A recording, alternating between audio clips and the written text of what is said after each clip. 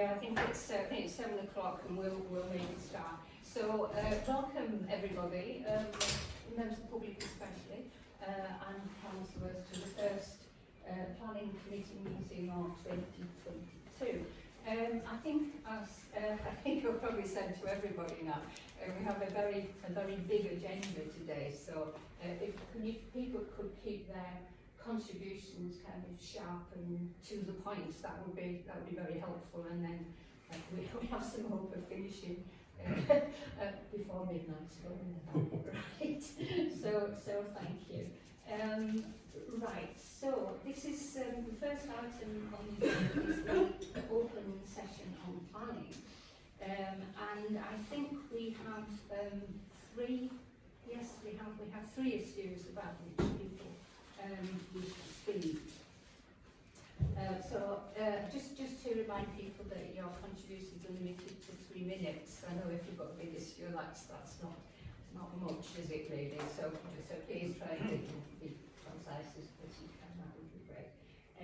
So I'm going to ask Alan to speak first. Thank you. May I take my mask off? You may, yes. Thank you. I hope nobody minds. Don't want to mumble.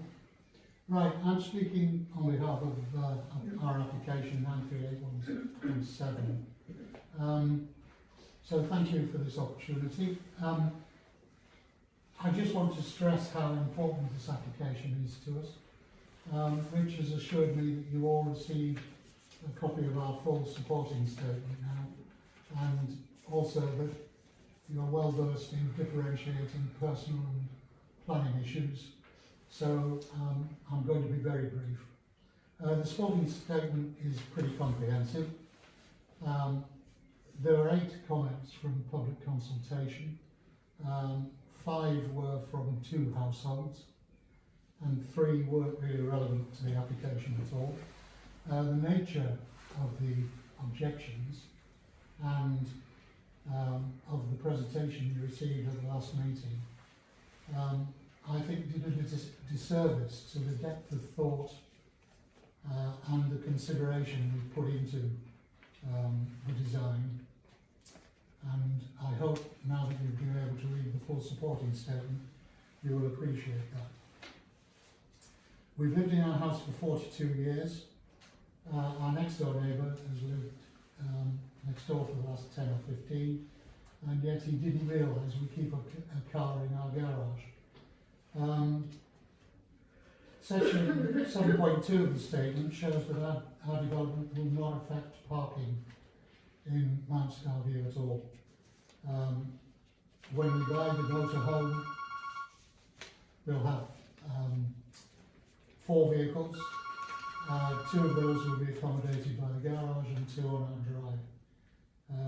So parking in the street is not affected. And we were concerned that the change of vote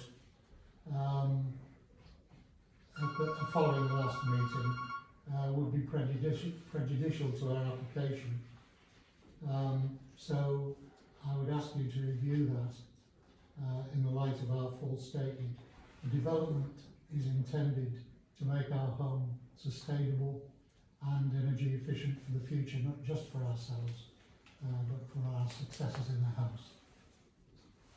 Thank you. I'll take any questions if there are any. So I'll come down to suspense on all this so that you can ask questions. Yep. I am intending to move this is an item on the agenda. I'm intending to move it up after we go to the minutes of the last meeting. So this is the last opportunity. I'm going to have to respond to questions. So, does anybody any questions at this point?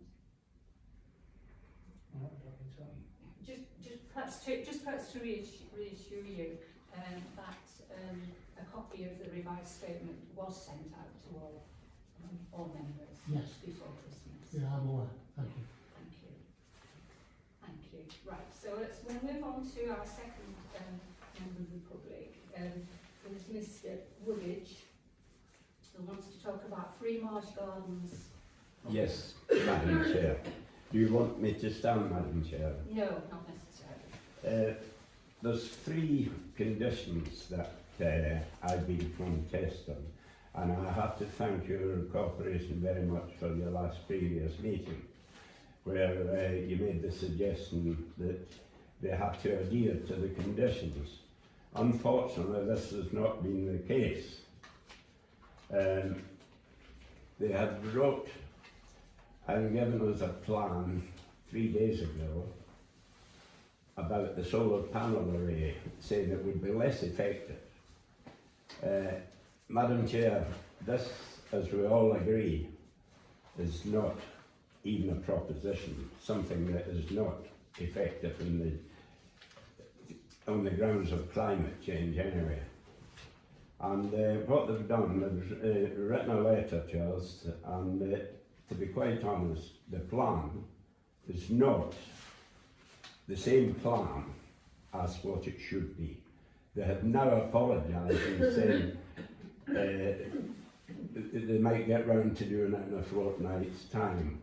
Madam Chair, I've got to reiterate that they have had 2 years to get to grips with this lot, and this hasn't happened.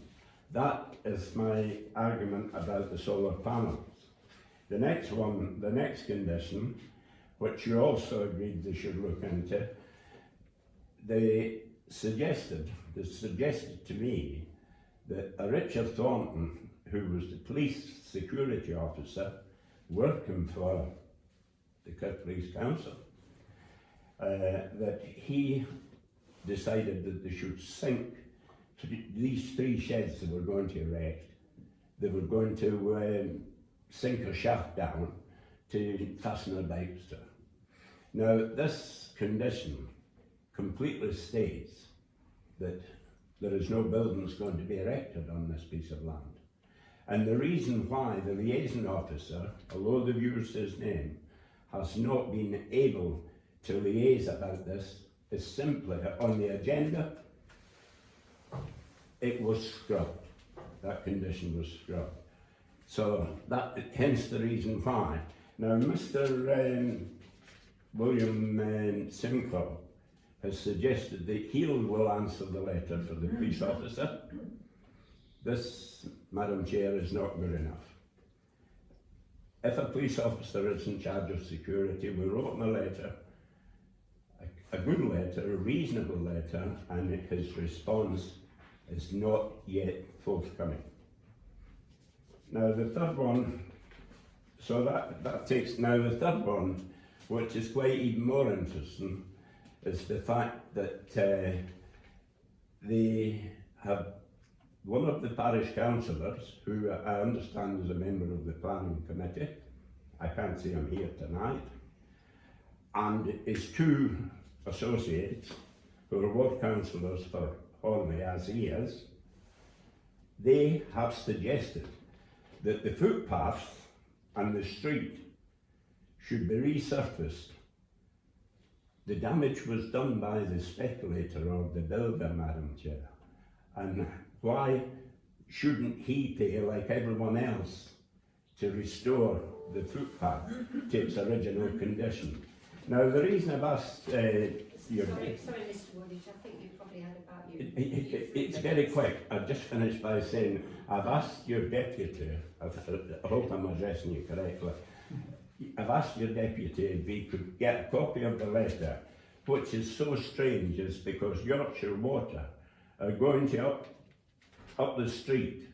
They've sent the letter which I've given your deputy a copy of, and they are there now, one's putting them down, and I can't understand why a parish councillor has gone against the council's plans according to what you said at your previous meeting. Thank you, Madam Chair. Thank you. Thanks, Mr. Woodage. Sorry, I overextended. That's fine, thank you. Right, and then we have 4 people who want to talk about one of the planning applications. It's number 26, the Cranbourne on Clifton Avenue.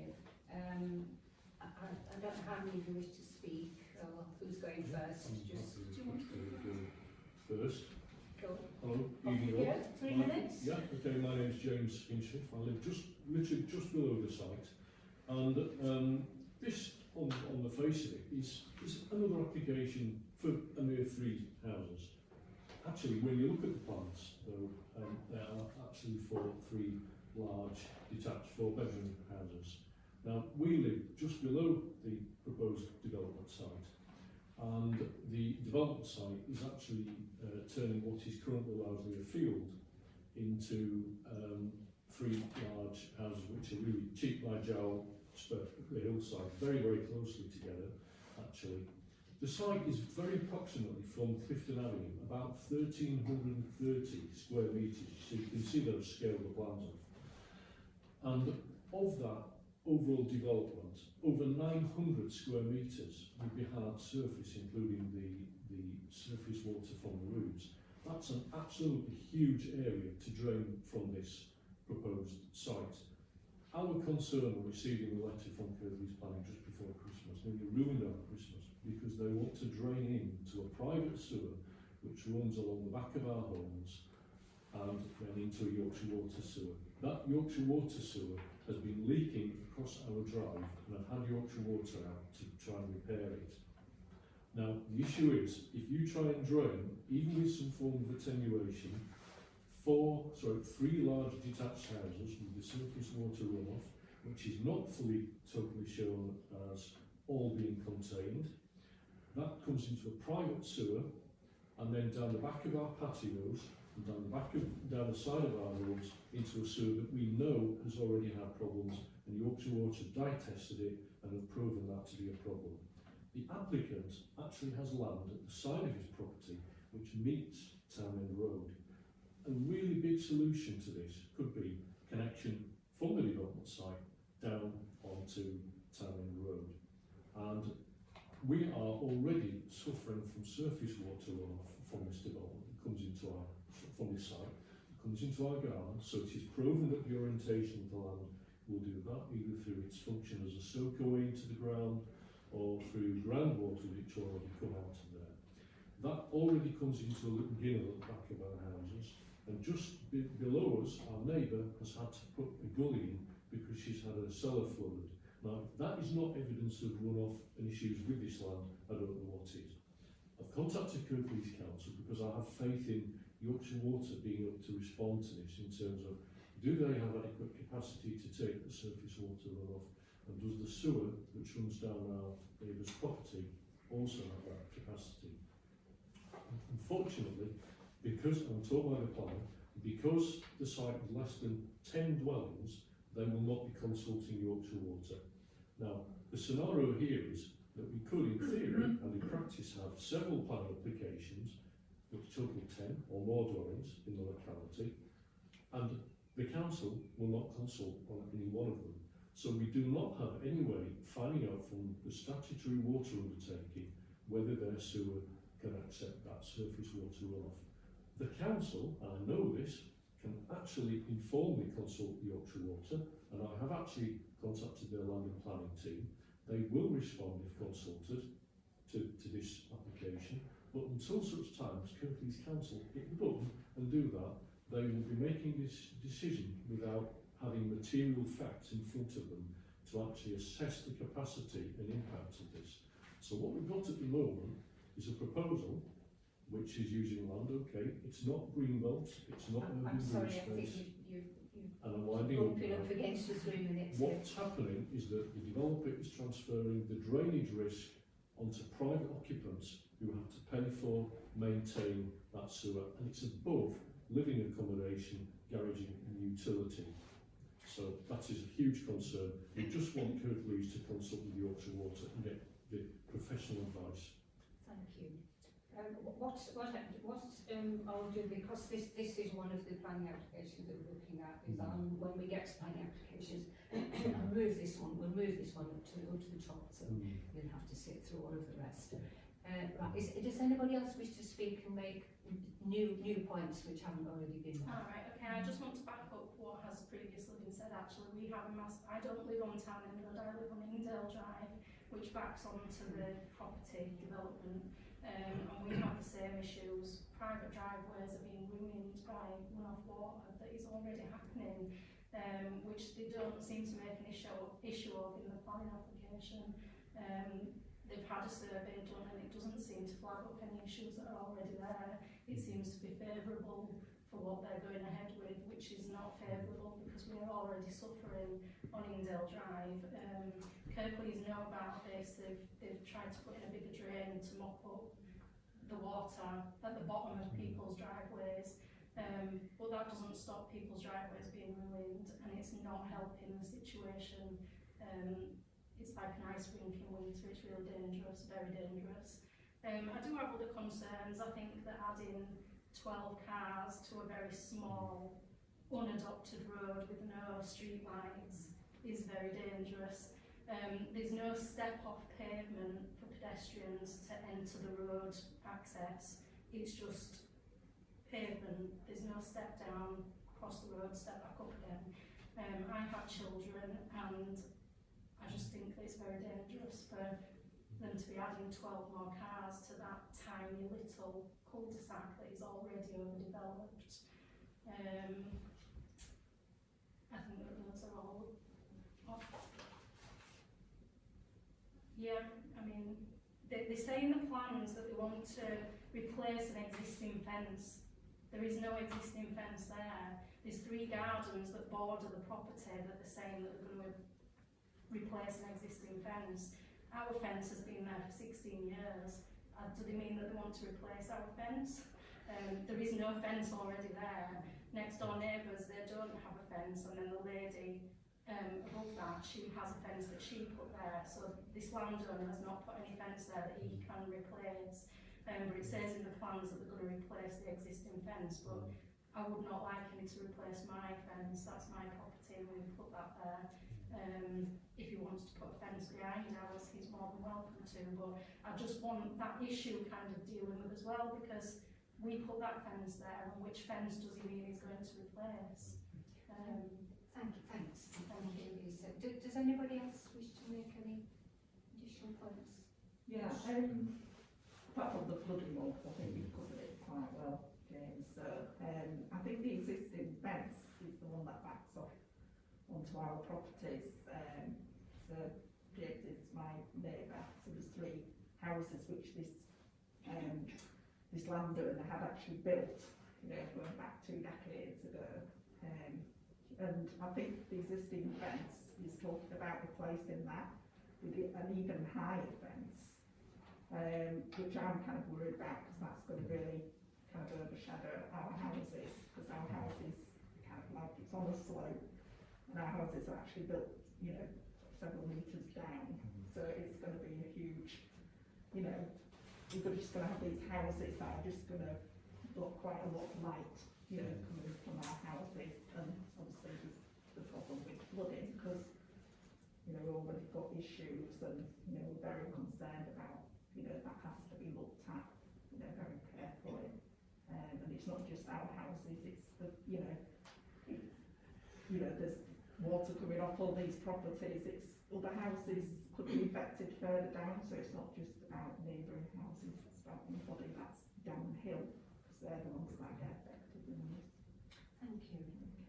Thanks. Did you wish to speak up? No, no, you've been. Thank you. You have a spokesperson. Right. Thank you.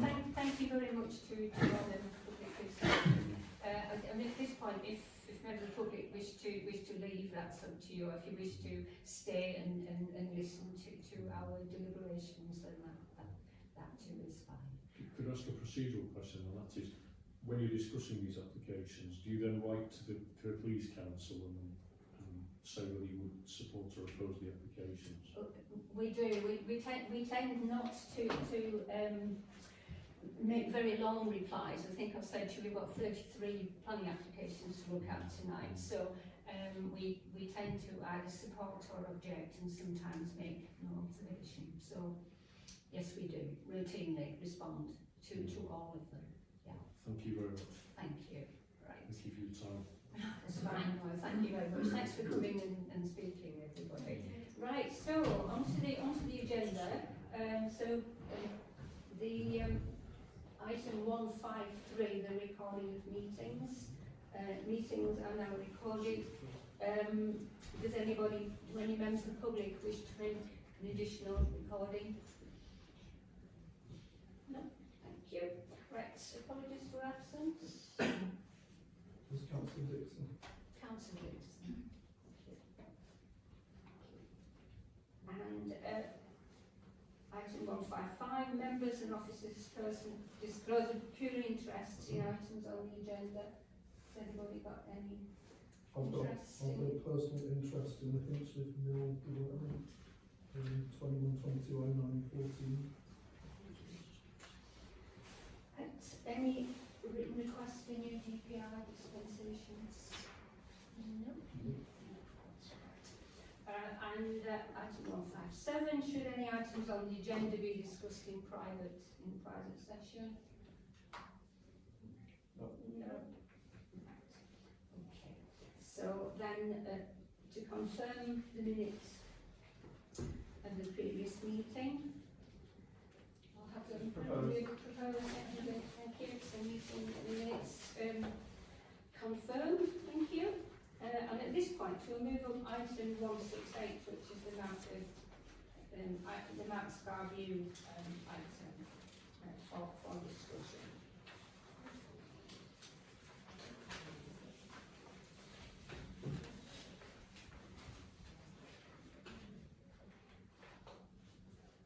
Right, does anybody wish to make up an obligation? Can I just ask a question of you, Chair? 'Cause I'm not quite clear where the, I'm not quite clear where the application is in terms of Kirklees reviewing it, given that we've obviously gave feedback and then we gave updated feedback. Obviously we're being asked to consider whether that's still appropriate. But do we have any guidance from Kirklees Planning as to when their decision date? Yes, I don't, the decision has not been made, so I don't know, it's still under discussion. And obviously the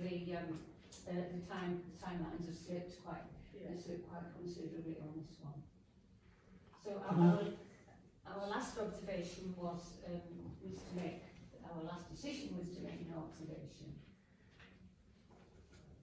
Can I just make a comment on that? My understanding is the case officer is Katie Chew. She took an extended break over Christmas, so she will be considering it now, but we haven't got a decision date. Thank you, thanks. Has anybody any? So what we were asked to consider, whether we want to take any further actions. Does anybody want to make a proposal?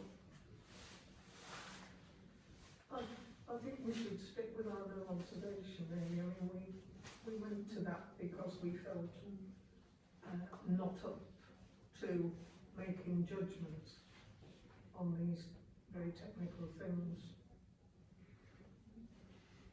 Could I just make the point that no observation sounds a bit of a cop-out, doesn't it? But I'm not sure it is. I mean, all we're saying is we trust in the planning officers at Kirklees to make that decision. Yeah. And they know far more than we do about the ins and outs of this sort of very detailed technical application. Yeah, I think I'd echo what was said. I mean, it's a slightly awkward one because we've ended up obviously hearing one perspective at one meeting and then a different perspective at a subsequent meeting, which is quite unusual. We're not normally in that situation because you normally hear representations at the same time, and I know there's, or indeed you see written representations roughly. So I do feel that no observation really probably is the best position for the moment, because effectively we're saying that we've heard different perspectives and, you know, welcome the fact that gentlemen joined us tonight and clarified some of the issues in the sporting statement, but I still feel that I don't feel we're in a position where we should then sort of change our mind one way or the other. I think we're better saying, look, it's a complicated site, and actually we should defer to the planning officers to make that decision, because ultimately they're the decision makers. Kirklees, they've got the technical expertise to assess the detail of it, so I don't think it's appropriate for us to change our position at this stage. Anybody else wish to comment? So can we, I think we better take a vote on this. So so the proposition is that we maintain our judgment, our decision. There's no observation. Can you show hands of people who agree with that? Okay, thank you.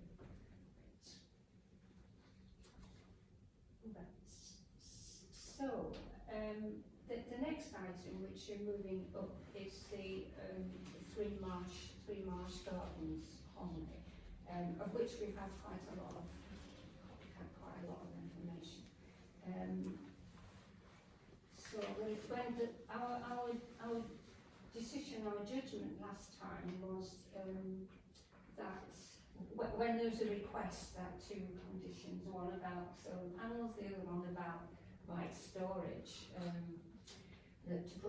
to set aside those conditions, and our judgment was to oppose that request, and that both conditions should stand. Does anybody want to?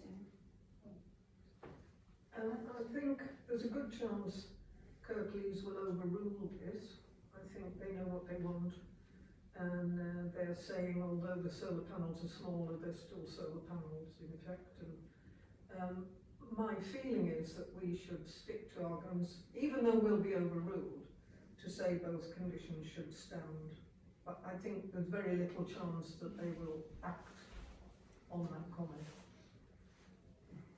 Anybody else? No, I don't think it's something exactly.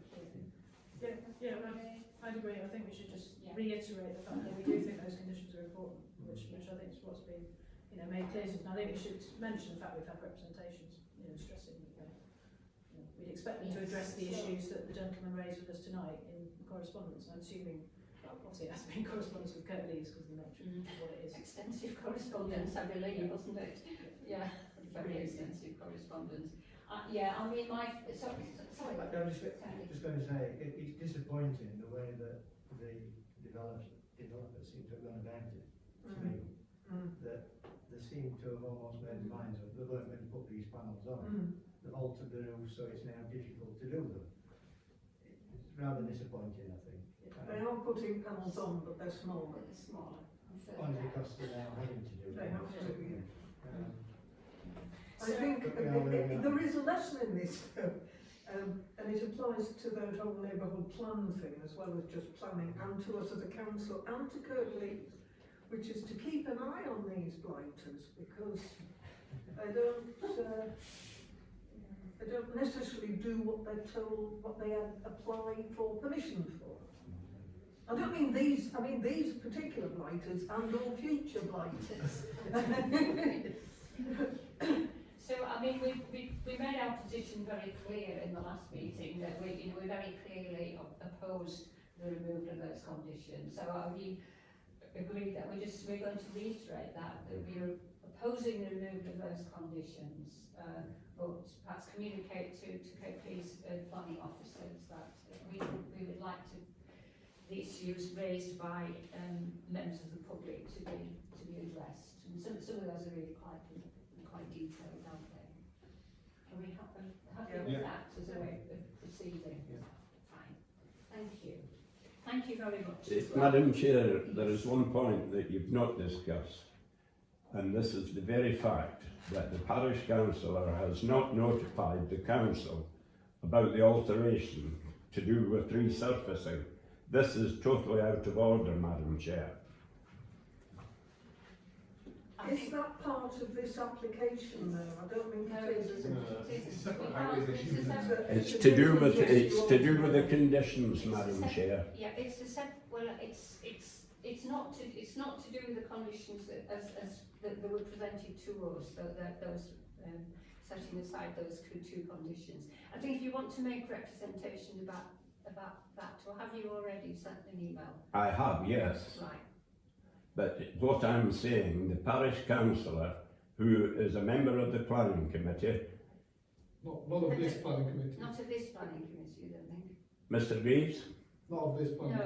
committee. No? Well, I beg your pardon, I was informed he was. He's a I member, beg your pardon. he's a member of the Kirklees planning committee, but not of this planning committee. But I still think he should have informed the parish council as a ward councillor. I don't know. I thought there was a procedure, and I thought that was a proper procedure to inform the parish council before it goes any further. I'll stand corrected. I think ideally, I think that would be the situation that we'd hope that those parish councillors who are also Kirklees councillors would provide that feedback if they thought it was something relevant, but they wouldn't necessarily have, like Councillor Greaves in this instance, wouldn't automatically have a list of the planning applications that we've commented on, and therefore he may not have known when we were discussing it. I'm not going to speak on behalf of Councillor Greaves because I don't know what he would say, but it sounds as if he would have been addressing that issue in his role as a Kirklees councillor on the planning committee rather than as a parish councillor. Well, but that's something perhaps to pick up with I do apologise, Madam Chair. I was informed that he was a member of this parish council. But having said that, I do think that he should have informed the parish council that the road and the condition was not being correctly done. We're talking about a speculator not paying for his conditions that he promised and made. Thank you, Madam It would Chair. have been helpful had that been done. Thank you. Thank you. Well, thank you for, yeah. Thank you, Madam. Thank you for attending. Goodbye. Thank you. Bye-bye. Goodbye, Thank you. Madam. Take an opportunity to leave as well, thank you. Thank you. Right, let's move back onto the agenda. The completed Kirklees planning. I was going to move that up. All right. Yeah, as part of the planning and looking at the new applications. We won't be long before we get there. Right. So the completed Kirklees planning applications list. We know that. Noted. Yeah. Noted. Thank you.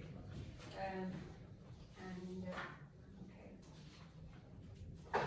So item 160, new planning applications. So we will move number 26. Number 26.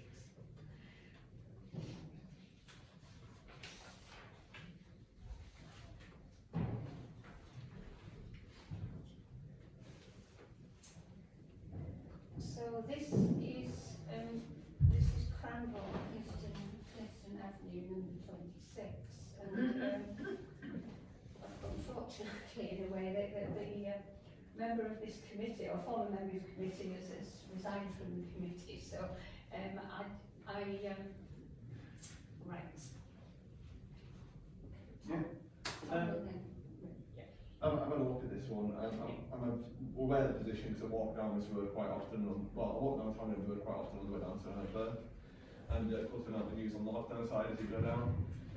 And the other one is Inverge Drive, do you say it was Indale?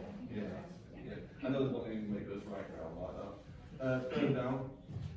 And the two good examples are the Town End Road, probably quite an old road going up into Wardale from God knows how long being there. But gradually more and more houses are being built on this road going down. And it seems like the current sewage system and other facilities can't meet with the increased housing on there. And it's going to be more of this happening across the valley as more and more houses get built into areas which aren't designed for this type of development. It's not, the roads aren't designed for it, the sewers aren't designed for it, and other things like that. And like there's plenty of examples of new houses already built on this road. And it's getting to the point where Kirklees need to do something about it. They need to do something to the infrastructure to sustain this. Having looked at the plans, it's not the busiest road in the world, and cars could probably come out from there, and the site will probably be, if you address these issues with sewerage and other things like that, you might think it might be okay for this, for maybe one house or two houses there. 3 houses, it's probably just a bit too much, I think. But I think if Kirklees are going to allow for something like this to go through, we need to do something about the drainage, because obviously it's causing problems with residents already, and it's only going to get worse.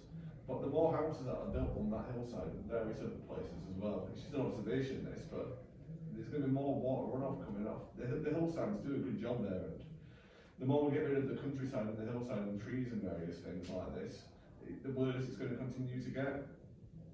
Thank you. Thanks, Tom. Rachel.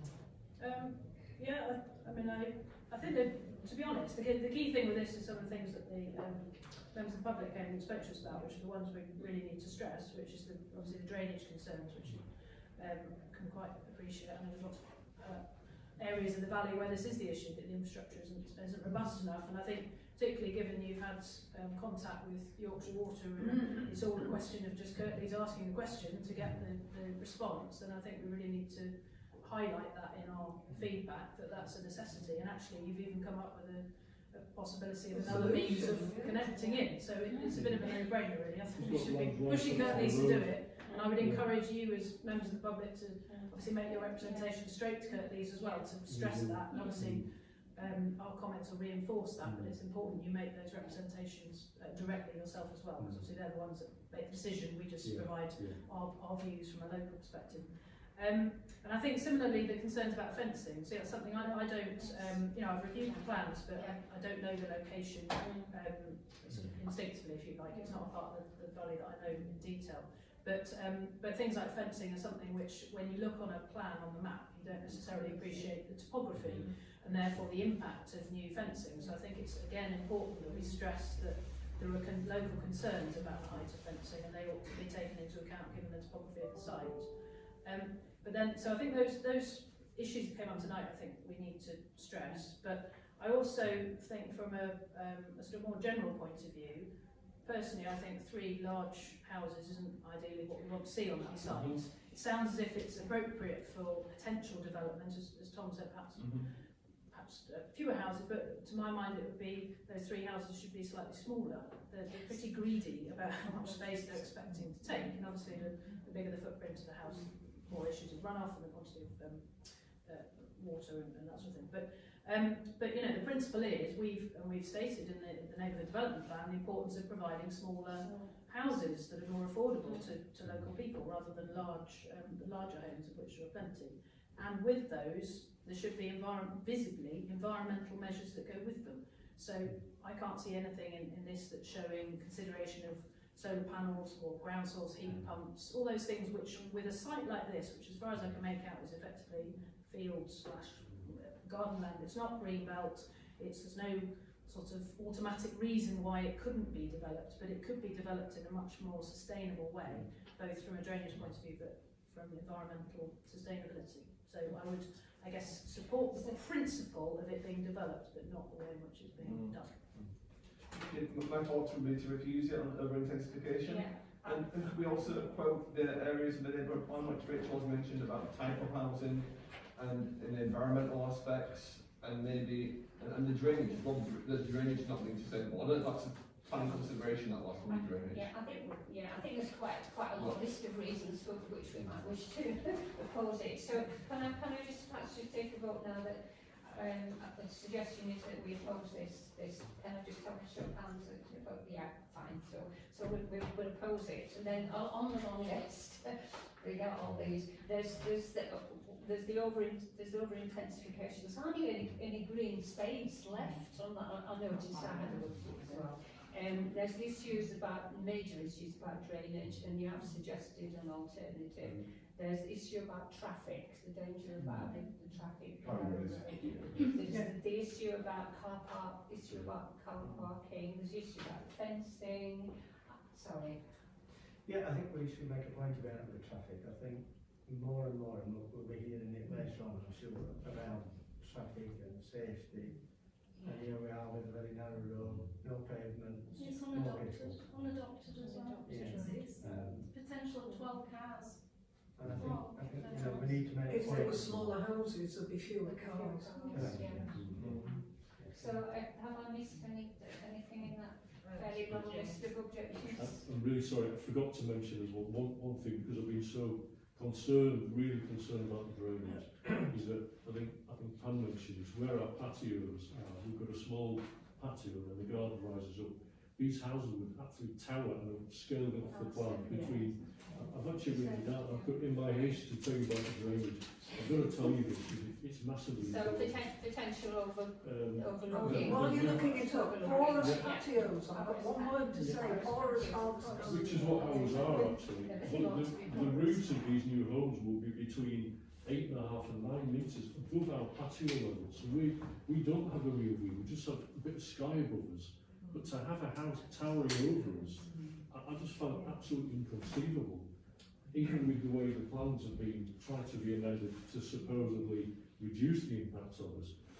I actually have to say that it would be a nightmare. I think mainly for Pam and us because it's right in front of her. That's fine, so we'll include Is there a possibility of overlooking. loss of light as well, that's a Yeah. kind of consideration. Yeah. You should mention that as well to companies when you get in touch with them. Okay. The But dominance of the one property. thing did occur to me when I was looking at this application, I think it was today or later today, that there weren't any neighbour objections on the site, I don't know, so really you need to, if you haven't already, you need to get sending them in. Lots have already objected, but I'm presuming that they'll go live on the system. Well, they will if they've already been sent in, that's fine, I just, there were very few because I guess it's been Christmas, so.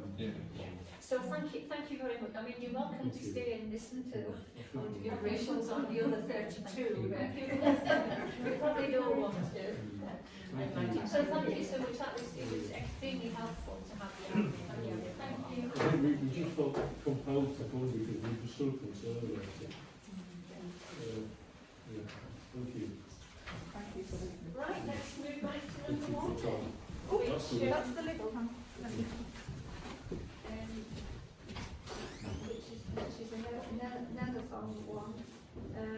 This is a listed building consent, so number 1 and 2 linked. So I think we just go for our standard reply to these officers. Sorry, Chair. Yeah. I know we deferred to them for listed building consent, but I thought Yeah. we could also comment on the general design. Yeah. The first one.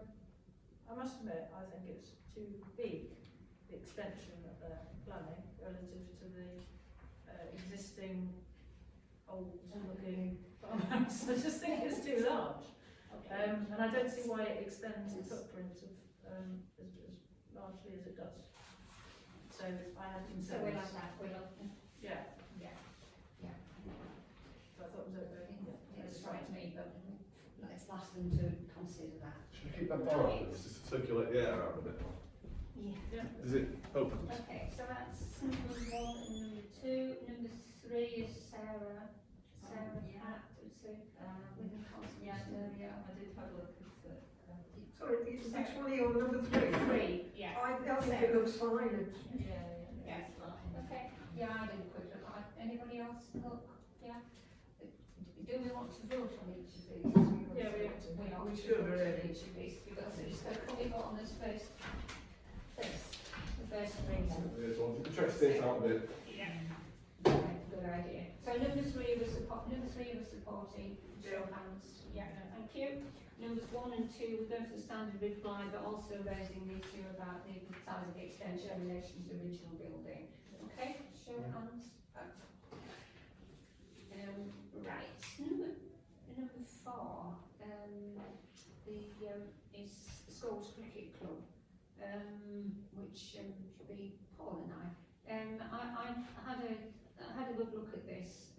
I couldn't. It looked fine. It looked fine to me. They're fairly minor alterations or additions. So can we support this? Support. Yes. Thank you. Sorry, Chair. Oh, Can I just make a comment as well? Yep. I just think we should commend them for the fact that they're putting certain hours up. Yeah. Good idea. Yeah. I think it's important we keep reinforcing the Yes. messages that we Yes. want to get across. How big is it? Not very. Not very. And I thought the scorers are not going to have a very good view of it. They brought them from up here, they brought them down Is there. it on the pavilion that they're doing these works? I haven't Yeah. seen this Yeah. one. Yeah. I'll have a look. What's the difference between a photovoltaic panel and a solar panel? I think it's the same. Same. Well, the town has solar and water panels, but Oh, that's true. Yeah. a voltaic one is obviously electricity. Right, thank you.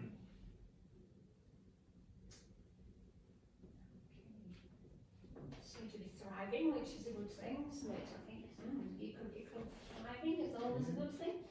Right, number 5 and number 6 are listed building consents. Again in Woolder. Right.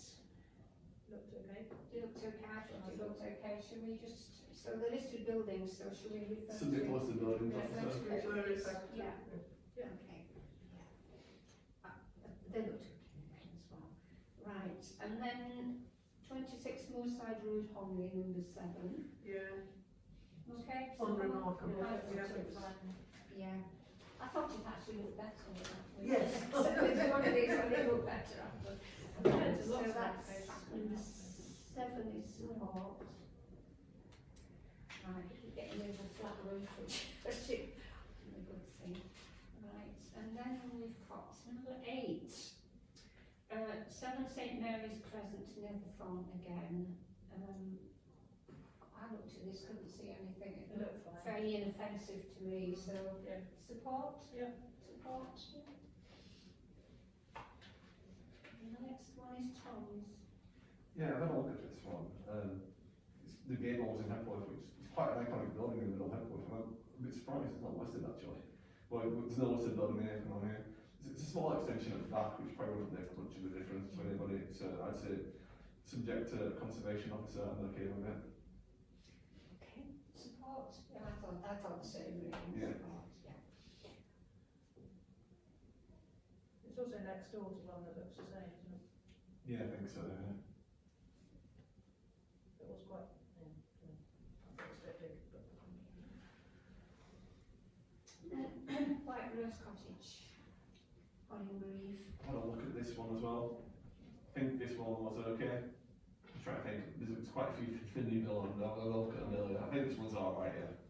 Yeah, it was fine. Yes, I thought it was fine. I wasn't entirely happy about the bay window at the front, but not support it, so that's support. Number 10. Number 11 is. I thought it looked okay. I mean, it question mark support. I mean, it's a granny flat. It looks fine. It says it can't be used for commercial purposes, so they can't use it as an Airbnb. So I thought it was probably okay, but I'm open to suggestion. Yeah, I thought it was okay, provided there's a condition that it's always ancillary to the main dwelling. It can't be. Well, it's also the commercial element, but you couldn't then sell it as a separate property. Is this the one where they're demolishing the stable? Well, it doesn't say so. Does it? This Yeah. one. Yeah.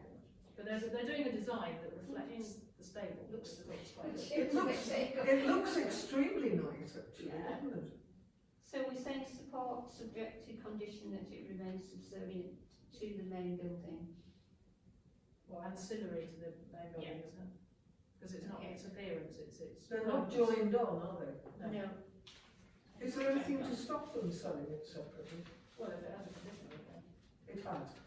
No, if it has a No, condition. so we want to put a We condition want to on put a it. condition on that. Because if you've got an outward building, you can make it so it's always associated with the main Right. building. Okay. You can't just sell it. Can I, sorry to go on like this, is there any particular reason why they shouldn't just sell it? I mean, does it disbenefit the community if they do? Well, because then you've got issues of it being a separate property, so you need separate parking, etc., associated with it, Ah. all those sorts of things. Right. Thank you.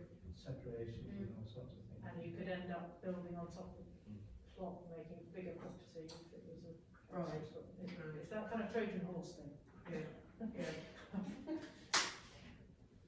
Okay, so moving on, which is Botany Lane. I've had a look at this one as well. Yeah. It's a new mill. I'm okay with the removal of the conservatory and the extension. It's quite a big extension, but there's plenty of space for it. The removal of the hedgerow in there as well. That's one thing I'm a bit concerned about for environmental reasons. I think it's probably okay. I was a bit iffy about this one. I changed from support to report at once. Did anybody else have a look? I guess probably not. Yes. Yeah. I thought it was okay. It was okay. Let's go with them. Yeah. Support then. Okay. Did you want to mention them? Well, the thing is, I can imagine the hedge is sticking out quite a bit. It's anything like the hedge I've got in my house. So the extension would probably be getting in the way with the hedge getting in the way of the extension, which is why they're changing it to a fence. So I can understand why they're doing it, although I suppose I'm not supposed to be keen on these type of things, but Is it a hedgerow or just a hedge? just a hedge, I think. Oh, So it could be a disgusting Burnham or Laurel hedge with no Yeah. wildlife. It could be their land island. Yeah, it's nothing like, I don't think it's anything too like environmentally friendly, but like, So, I was just saying, if it was an old Yeah. hedgerow, then it'd be a should we just leave it, should we leave it to support? yeah, I think it should be, yeah. Thank you.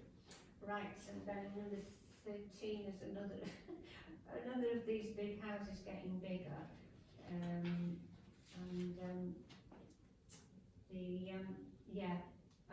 But I couldn't see any reason for not, didn't see any material reason for not supporting it, so, yeah, so, support. It's not as though it's instead of a small dwelling, is it? No. Well, it is still an agricultural property, isn't it? 'Cause it's Yeah. And then we've got the biggie, right? And one of the biggies, one of the two biggies. Okay, just to remind us what we decided last time. Last time we looked at this, which was last April, and we were supportive of the principle of development on that side, but concerned about the over-intensification, parking, loss or lack of communal parking spaces, unsuitable design, flood risk and the ecological damage. So it's quite a long list of our concerns. Andy, do you want to kick off with this one as it's Yeah, and I think that's quite, you know, our previous comments, when you look at those and you look at what's being put forward now, I'm struggling to see what's changed. what's the difference? I mean, yes, okay, the first one, over intensification, I guess they'd argue there are now 19 rather than 24, I think, before, wasn't it? But other than that, I can't see very much change. Been an awful lot more comments, clearly. An extra 52 since the last time we looked at it. Sad as I am, I went through them all. There weren't actually 3 in favour of it, but the other 49 opposed it.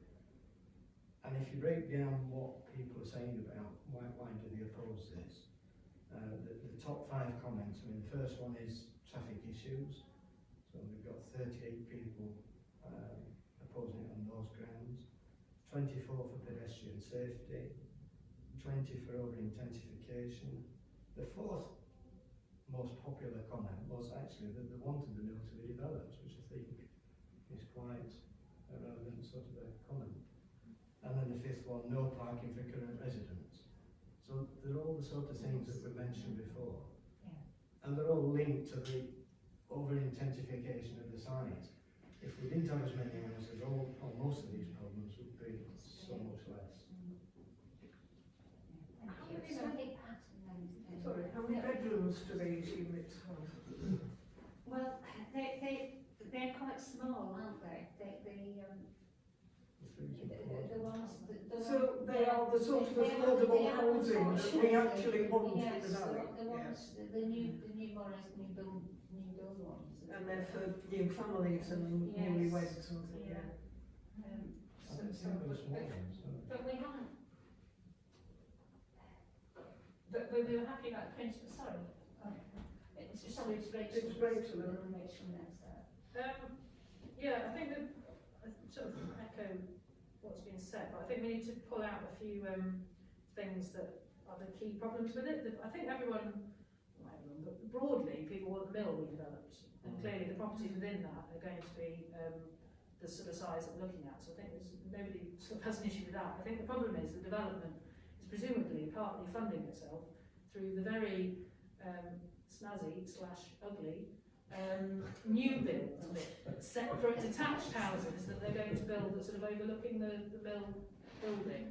And I have a big issue with those because the design is so totally not in keeping with Hinchliffe Mill in terms of the big glass boxes that are on the front. And I know they want the view, but frankly the view of them is horrible if you're looking at all these glass. There's a big issue with lots of glass stuff. But anyway, but for this particular site, and there's still nothing that I can see in the papers, although given there are dozens of papers, and some of them seem to have the same titles but different stuff, it's quite difficult to know whether I missed one. But I couldn't see anything about the sustainability issues, again with solar or ground source heat pumps, those things that a site like that should frankly put in a ground source heat pump. Because it's exactly the sort of site that should have shared measures like that. There's still significant issues from Historic England who've got concerns, again with the new build bit, not with the mill itself. And the public rights of way and this whole pedestrian safety, I think, and highways is obviously something we need to flag up. One thing I thought was interesting as well is they include a report on the biodiversity net loss, which they have to calculate. It's like this spreadsheet that developments have to do, and it's calculated that there will be a biodiversity loss, which isn't surprising because clearly any development will do. But there doesn't appear to be any report that I could see that says what they're going to do about it. And I would have expected there to be more of a statement about what environmental improvements they're going to make, which may be on the site, but they may also be on adjacent sites or work to the river or something like that. There are ways that they have to legally offset the negative biodiversity loss, and it's reflected in the neighbourhood plan, but it's a government requirement nowadays. So I think we should object to it still, but I do think we should stress that the redevelopment of the mill into the smaller properties is a positive thing. I think 19 new affordable homes is very desirable. But maybe not on that site. Sorry, Sarah's been ready to speak for a while. Yeah, I was just wondering, I don't know whether you've been to Suit Hill to the mill there, where the ground floor is a car park in the mill. So I don't know how many floors this mill has, but could they change the ground floor for parking? I thought it was a superb way of utilising the ground floor to take cars off. You know, it's just big. Some of the Huddersfield ones do that. The Iron Foundry has car parks as the ground floor. And if there's not, did you say 19 flats?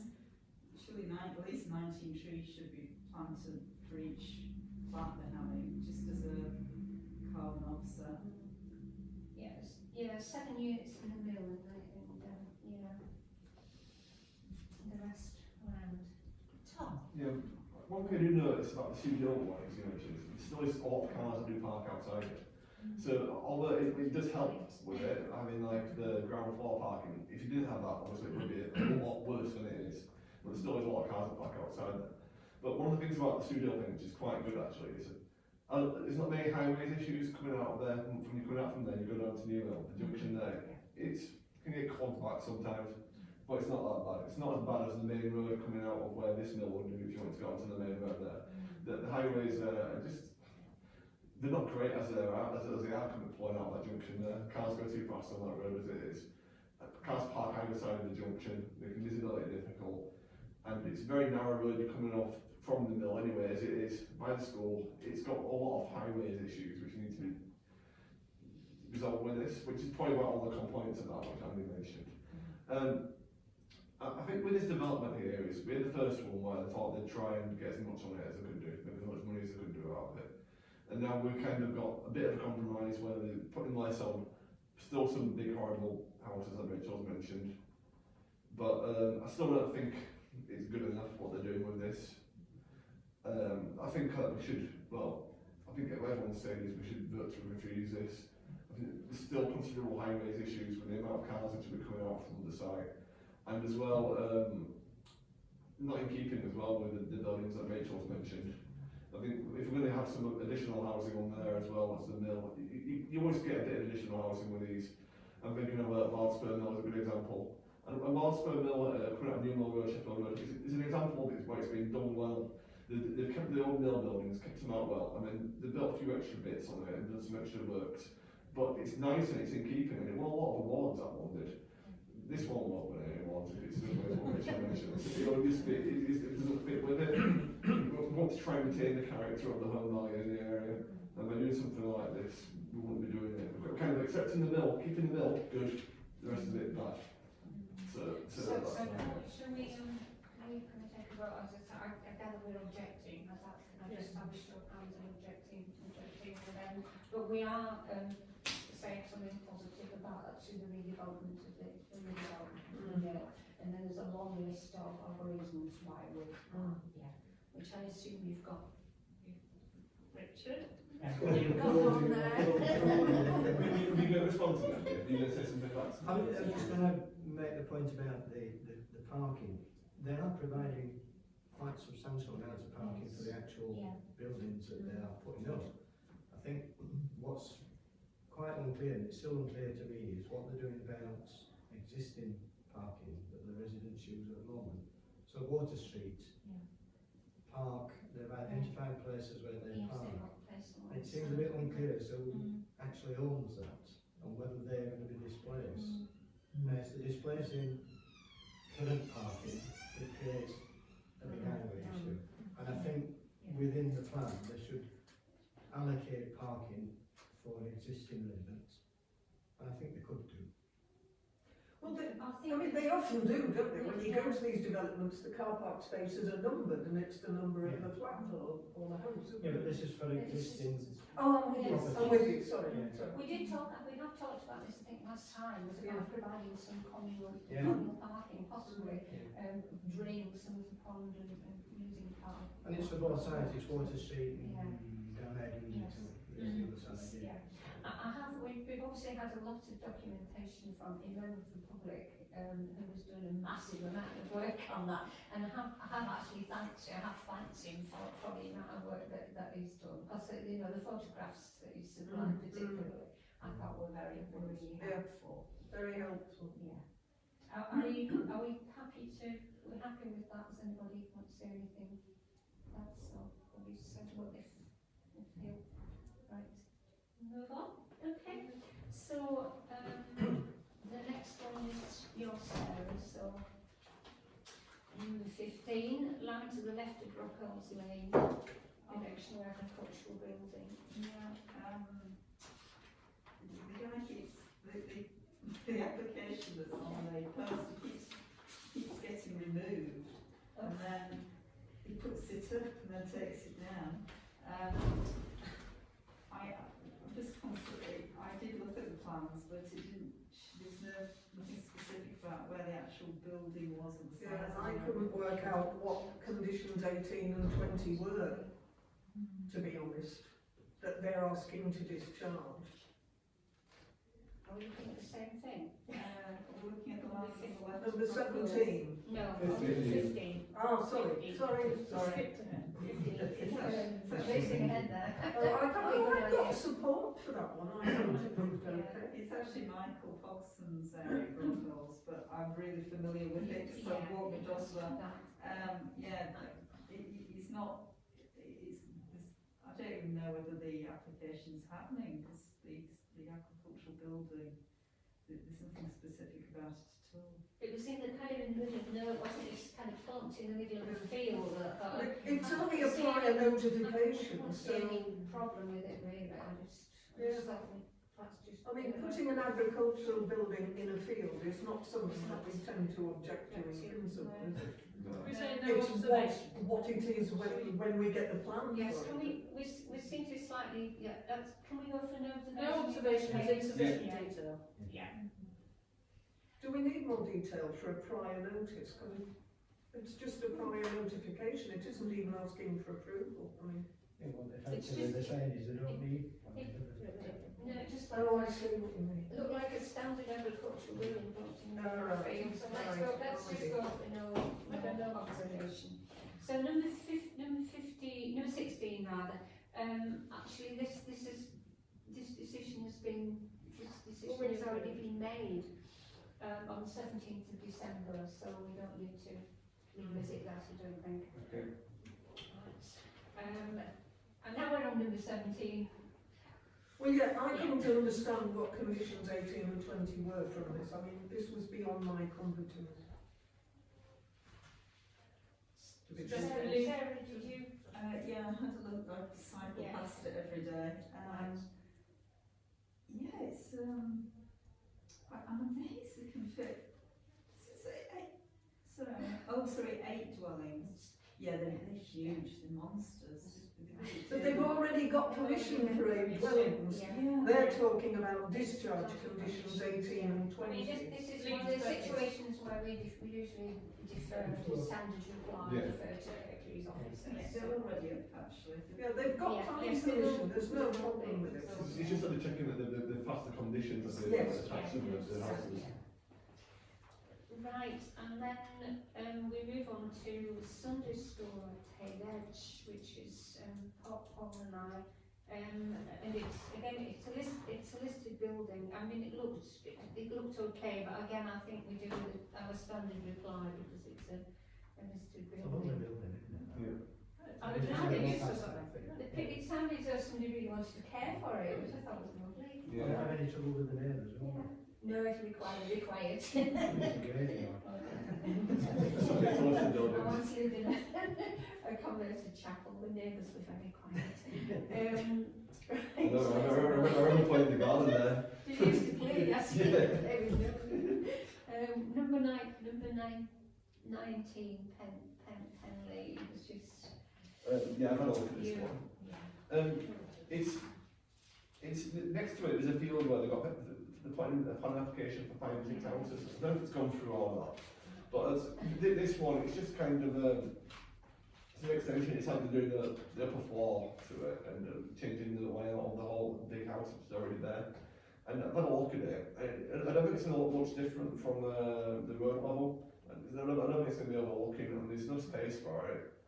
So, and it's not actually any extra bedrooms is in the house already. So, in theory, it shouldn't actually create any extra cars coming out of there.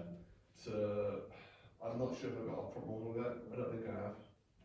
I didn't. I looked at it. I thought the building looked more interesting with the extensions and changes. It's just it's modernising it more than anything. I'm interested to hear what Rachel thinks. I have a comment, I think it's really ugly. It's already ugly. I think, well, it may be, but personally, I don't like this drive towards floor-to-ceiling windows everywhere. Yeah. I don't think it's in keeping with the valley, and there are enough traditional window schemes that, albeit even with modern houses, that can reflect the, like Weaver's windows. Weaver's windows allow a huge amount of light. That's why they were put in the first place. And I think there are designs that can give a nod to our historical heritage, rather than this whole just big plate glass window and zinc oxide, or is it zinc oxide? I think this one is. The grey zinc cladding that seems to appear everywhere, and I just don't think it's in keeping. Yeah, the house there at the moment is already pretty ugly, and I will say that there is quite a few ugly houses around there as well, I would say, but also there's a couple of nice ones as well. Also, there's a few uglier ones further down. But like Rachel says, they're going to build some more houses probably in the field next to it. So they should probably do the precedent of actually doing them properly and doing them nice, making them in keeping. And I don't think keeping is the right word, because there is a lot. I think we can refer them to the characteristics in the neighbourhood development. The key characteristics. It doesn't have to be pastiche Weaver's No, windows. it doesn't have to be Weaver's windows. I But think the large glass is not our before it style. comes to blows, You and I may come to We may. We have to take swords out on the heath. I will mention though, like there is houses further down, nearer to the middle of which do have nice Weaver's windows on, the really old ones. And also, do you know where they built the new houses, which are there, the new housing estate? Some of them houses on the outside have got fake Weaver's windows where they're filled in, and then fake ones at the bottom, which are kind of that's ridiculous. yeah, it's a bit ridiculous, but also in some ways it's kind of like, it's a nice hint to the heritage which we used to have, that used to be there and stuff like that, so I can see what you mean. So yeah, I think we should refer them to, I'm happy to do that, refer them to the characteristics that we would expect So from what the are neighbourhood we plot. saying? Are we saying we're objecting, or are we saying? I don't know if I'm not against the house or something being done to it there, but it's about We draw attention to It's the our style, isn't it? concerns with the It's style. it's that, not in keeping with the neighbourhood plan. We should be consistent. We should be using the neighbourhood plan, shouldn't we? Yeah. Maybe we've got a few applications for that. Because wherever you are in the valley, you could always point to a house that wasn't in keeping but was near the development, you Yes. could say, oh, well, I could build it like that. Yeah. But that doesn't necessarily mean that that's the style which is, what everyone would like to see growing across the valley. But we would like to see exciting modern architecture going Yeah, across the valley as well. in its place. Just not here. That's what everybody, we've got to avoid being NIMBY about modern building. Can Not we, necessarily. much as we like talking about this, can we move on to number 20? Yeah, this is an interesting one. Yeah, What about yeah, trees? this is when I was looking at this. Weavers Mill Way. I was thinking, where's that? I don't know that one. And then I looked at it, and it's the new houses which have been done on Helmfirth Road, is it? Yeah, Helmfirth Road. And it's like, the house has only been up there 2 or 3 years, and they're already extended it. and so what they're planning to do is, they've got the kitchen at the back of the house, and the kitchen dining isn't big enough, so they're wanting to extend on the back to make it into a dining room, to make it a bit bigger. And I don't know why we would refuse it, or what planning consideration I it is. think because it's trees, and you're going to it's Penny Hinge looking at this. It's a one. tree, There's that's loads what of I'm saying. information about trees, and it's really technical issues like that in the root. So, but what we decided previously is this would be one of our standard replies when if it was a tree with a TPO on it, that we would defer to the KC trees. I thought this was expanded into the garden at the back where the patio was. I didn't think there was a tree there, a TPO tree. It's the one in the corner next door, isn't it? And its roots must extend across into that garden. Oh, It'll be right, very, okay. very close to the patio, so you can understand why. So can we defer, you're happy to defer to Yeah. KC trees? And what's the this part from that? Standards reply. It surprised me it was there actually. Then we've got, for some reason, we've got Hayridge Village Hall again, which is the listed building consent, so I think that's only the standard Yeah. reply, we'd agree. Alright, yeah, 10 Whitewell's Garden. I just, I didn't really like this, but I thought it was really quite an ugly thing, but I couldn't really find any material reason to actually refuse it. I think it seemed like a bit stuck on. What's the casting at the front. Well, it's just like a roof over the top and the sides. You know, yeah. I really didn't like it, but I couldn't see any reason why we could. Is it in keeping with the neighbourhood plan? Well, it's not in this. Yeah. I mean, I think it's not our job to search for reasons to turn things down. It's our job to try and approve things, yeah, I isn't think it? that's meant to be our basic Alright, stance. Whitewell's garden was in that fairly long anyway. It is very Yeah. modern, yes, yeah. I really, yeah. So we support. I don't really think we could do anything else. Right, now this next one is one of the more interesting ones, which is the piggeries. Right, just perhaps to remind people that there was a previous application in 2020 to demolish the piggeries and replace them with four detached houses. And that application was withdrawn in July. There were loads of neighbourhood objections.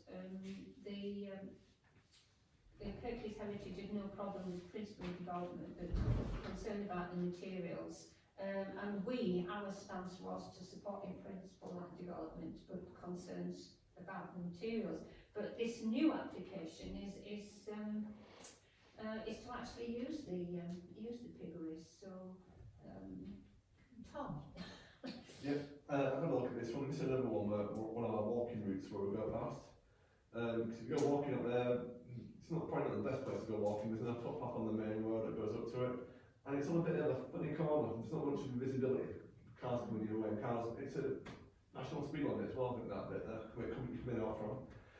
I must admit, when I looked at the plans, I was a bit surprised, because normally this is the kind of development where you see some private planning in for about 3 or 4 really large detached houses, which is what they've already tried to do and it's been refused.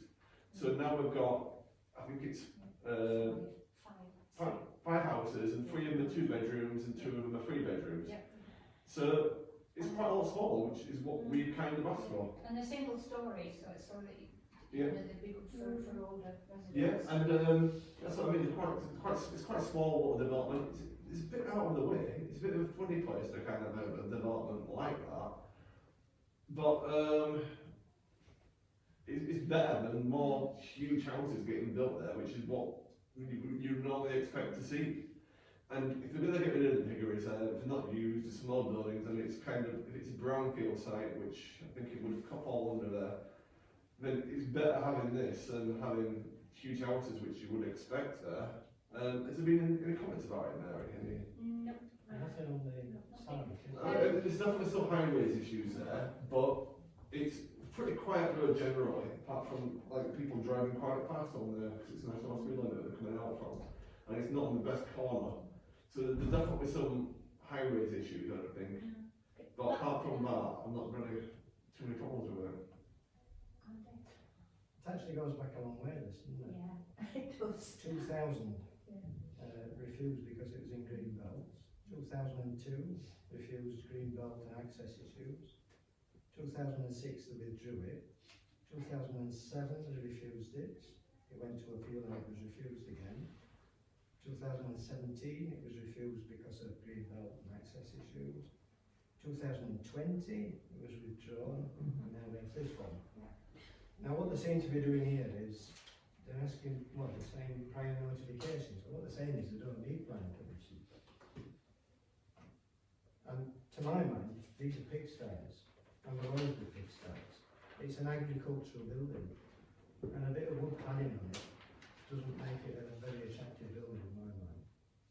In Greenbelt, Nice locations, though. Nice locations. yeah. People will live there, definitely.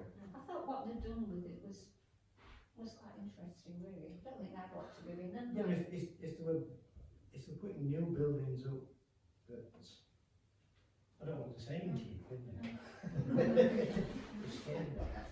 but if they were putting new buildings up, you might sort of think, well, okay, it's a nice location, that in keeping with the rest of the properties around there. But they can't do that because it's in Greenbelt. So we're having like second best with converting agricultural buildings. I don't know on that. Well, I welcome it, to be honest, because I think it's reflecting its historic background, albeit that being bigger reason. And I love the fact they're called Stein ones. Whether they're actually called that, I don't know. If they get done. The marketing people might not speak to them. But actually, you know, I thought we're looking for small properties. I think they've been quite well designed, really. But one thing I would like to point out is I want to see again some sustainability. Yeah. Evidence that they've done stuff to include sustainability. Frankly, if they were big buildings, agricultural buildings, there's no reason again they couldn't all have solar panels on the roofs. And yes, it is Greenbelt, but if we're going to have this would be 5 small properties, which I think would be welcomed. And also, I mean, if you're reusing existing buildings, then they're not all everything that's already all the energy that's bound up in them. You're not going to have to reuse to. So, are we? Sorry, Tom. There's one thing we should probably consider. It's a phrase that those companies used for refusing applications a few years ago. I don't know how it would fit in with the neighbourhood plan, but sustainability on the site. And what I'm referring to is like, if you're going to be going anywhere from that site to get anywhere, you're going to have to go on a car. There's no buses that go past there, I don't think. I don't think it's on a bus route or anything. There's no bus stops nearby. If you live there, I suppose you could walk up to Stocksmoor, sorry, and you could probably get the train from there. That's about a 15-minute walk. Or you might have to get a bus from up there. I suppose so. It's just, there's no shops nearby. It's not very sustainable. That's Kirklees used that word to refuse some plans going back a few years ago. And I don't know if it's still a consideration or something that we should maybe think about with the neighbourhood plan, with being close to bus routes and how you're going to get about and do things. It's just a thought. So, interesting thoughts. Are we going to support this? Do we need a show of hands? I get sense more people supporting it than not. Yeah, I'm not saying we shouldn't be Well, I supporting it. propose we support it, but we request sustainability measures are included in the design. Yeah. And can say we welcome the provision of small Small, dwellings on this Yeah. site, but I'm happy if there's a counter to refute it. No, I think that's fair. I think you address sustainability issues, environmental issues. Is there a counter proposal? I'm really familiar with that area. I was walking around there and cycling. It is a really beautifully quiet area. I suppose it's just going to increase the noise and, you know, but people want to live in beautiful places, don't Yeah. And if you put them somewhere else, loads of building, you get all this traffic, you know, the traffic problems. With and five small houses shouldn't make it Produce too many. noisy, should Sorry. No. Well, it's the 4x4 Range Rovers that go with it. Well, they're small houses, so Yeah, with a single. with any luck they'll have Ford Fiestas. With a single, people that left with partners and living on the road. Sorry to stereotype. Maybe we shouldn't mimic this. Just turn the corner. I've got to say I would go the other way. I think You would it's- go, I think yes, it's I'm inappropriate for I'm you. picking up the I'd rather we're not down and. then started them again. I think we have a majority going Yeah, this yeah, part of it, absolutely. yeah. I thought you had. Right, so, we've got that, so we need some, climate emergency mitigation and also welcome the fact that it's small property. Right, number 24, Andy, this is you, isn't it? Yes.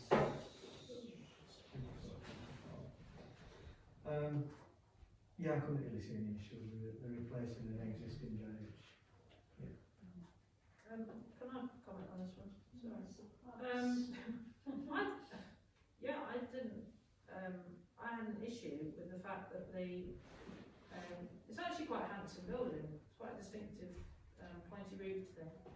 I don't have an issue with the window on the side that's Greenfield Road, but from Mod Lane, that heinous looking dormer, with zinc cladding, just is not. It's like this grey box that's just been bolted on the outside, and I just didn't know. It just looked wrong on what's an aesthetically pleasing building. Zinc's the same colour as slate. Let's not have a debate Well, about zinc and slate. But I think the issue is that there was that and again the nature of the dormer with the way in which I'm trying to remember whether it was the bit at the bottom as well where the windows were, because there's like a glass balcony. I mean, it's bizarre. The Built roof on top terrace of is the fine. roof Yeah, terrace yeah. with a glass balcony where you'll look out over the Greenfield Road. I mean, fine if that's what you want as your view. And that's I know again glass balconies are very popular, but it's quite a visible spot actually as you drive up the Greenfield Road on the left there. But it's the view from the other side, from Mod Lane Avenue.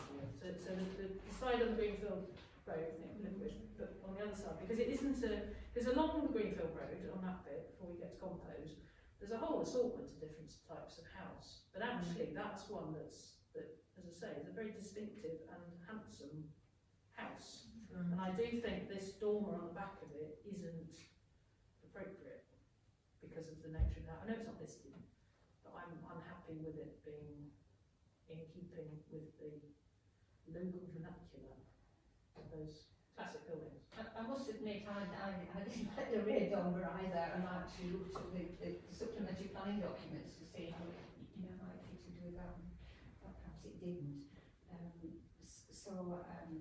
Did anybody else? So that's three of us that different views. It's a funny one with having the road each side, isn't it? Yes, You see it from both yeah. sides. Yeah. But you also see it from the other side of the valley. That's the other thing.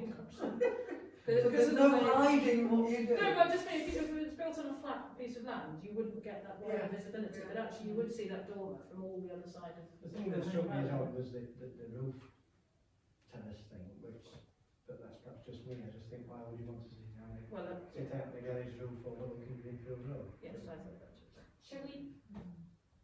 Shall we say support that draw our attention our concerns about the size and nature of the dormer? I'd rather refuse due to concerns about Refuse, the right. inappropriate design of the dormer on the rear side.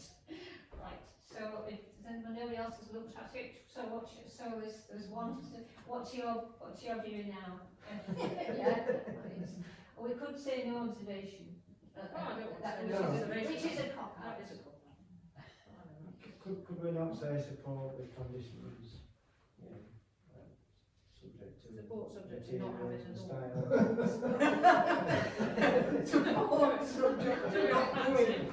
It's like someone stuck, it's the equivalent it's to not me of good. someone sticking a big sky dish on the side of your building. I think- So that's, Well, it's a building from the outside and then that's the back.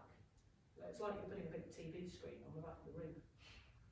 I just think it's, I don't know if you've looked at it, Tom. They could do a less lumpy dormer. They could do a dormer with 3 peaks or something, couldn't they? Or even to reflect, because even the style of the windows of the dormer does not Yeah. reflect the house. Yeah. It just looks wrong. Is it Yorkshire stone or is it? Shall we support? I mean, the rest. I absolutely didn't have any problem with the rest. Everything else I wanted to do. That seemed just okay, really. It's just the door. It's just the dormer, isn't it? Can we say support? But Should we say, Can we object on grounds of taste? I mean, as a No, planning no, body, no, Our character. It is our we can character. say it's out of character. Right, well, okay. let's object to the whole. Well, object to plans Object to on plans the on the basis of the rear dormer being inappropriate. Is this a new house or an old house? No, it's an old It's house. It's an old house. It's like Victorian. Yeah, yeah. Oh, definitely. So it's a genuinely old house. Can It's we, not a I faux. think perhaps we could say that we were happy with the rest of the. We're not unhappy with the rest of the suggested changes. So it's just the one elevation we're objecting to. Yeah. But I suppose logically then we would fall, wouldn't we? Yeah, I think we Okay, so can oppose object, yes. I'll give you. But you don't feel getting your arm twisted. I think if it was a new build, it would be less of an issue, but because it is genuinely a house that's from, it's a 100-year-old house, I think it's rather fine. So we're just drawing the planner's attention to the dormer, really, right, but the rest of it okay. Okay, right. Do we need to vote? Right, the next, yes, we do need to vote on that. So we are saying that we object, but when this to the dormer, okay, but we don't okay with the rest of it. So it's the size and appearance of the dormer is Not inappropriate. appropriate. It's not the fact that there's a dormer. It's the shape of the dormer more, isn't it? The size, if it had little spikes, would probably be fine. Yeah, yeah. But with the glass thing round on top of the garage, the glass. Yeah, that's a bit dubious as well. So let's No. let's go with Let's that move on. one, please. Yeah, leave this in the door. Let's go to number 25, please, which I really struggled to see the plans. I don't know if anybody else looked at this. It was really, they were hard to, well, at least on my machine, they were really hard to see. And the extension seemed really large, did anybody else look? Yeah, I looked at it. There's another one I've written down about the style not being in keeping with it. Windows too large and zinc timber cladding not suitable. That's what I've written down. Now I have to remind myself what it looks like. I've a bit of a mission earlier. Are you in about Liverpool? Yes. January, always in about I thought the extension was huge in comparison to the size of the building. It's the most hideous square thing. I can't, to be honest, I'd have to look for longer. I can't really find This it. thing up here. It's got like a big it's like someone stuck a shoebox or something like that. Up here. It doesn't seem that bad to me. I mean, it just looks like a modern development to me. Don't do one, you know. Yeah, but that particular road, again, We there is a will style. finish everything. Sorry. There is a style with that road, and that might not be the style of, my chosen style of house. It's But, full of hideous houses. well, Yes, I think. well, it's What's the problem with altering another hideous house? Well, I just think that even if a road has when a builder builds a development or a road, they do usually follow a style, and then if you radically adapt something to make one of the houses look completely counter to that style, then it's not a brand new build, but it's just an adjustment to it. I think sometimes that can look particularly ugly. And I think because of their choice of materials as much as anything, rather than necessarily just the shape, I think it's inappropriate in the, doesn't reflect the local I think you should streetscape. I think you should retrain as an architect, Rachel. I don't think it should.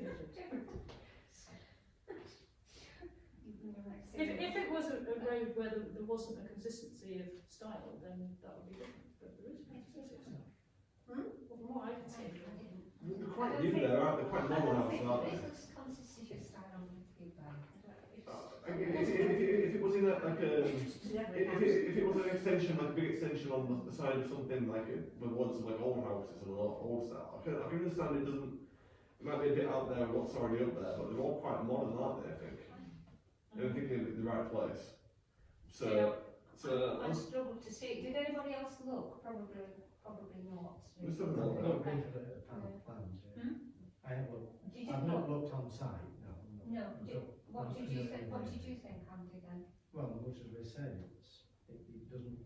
Right. Okay. So we. So They're all like that. They're all of a type. I'm not saying they're beautiful houses, but they're all of a certain style. You know, the 350 at Netherton are going to be all of a type, but that doesn't mean that it wouldn't be a good idea to bomb the bloody things and have something. I don't see how you can spoil a house like that.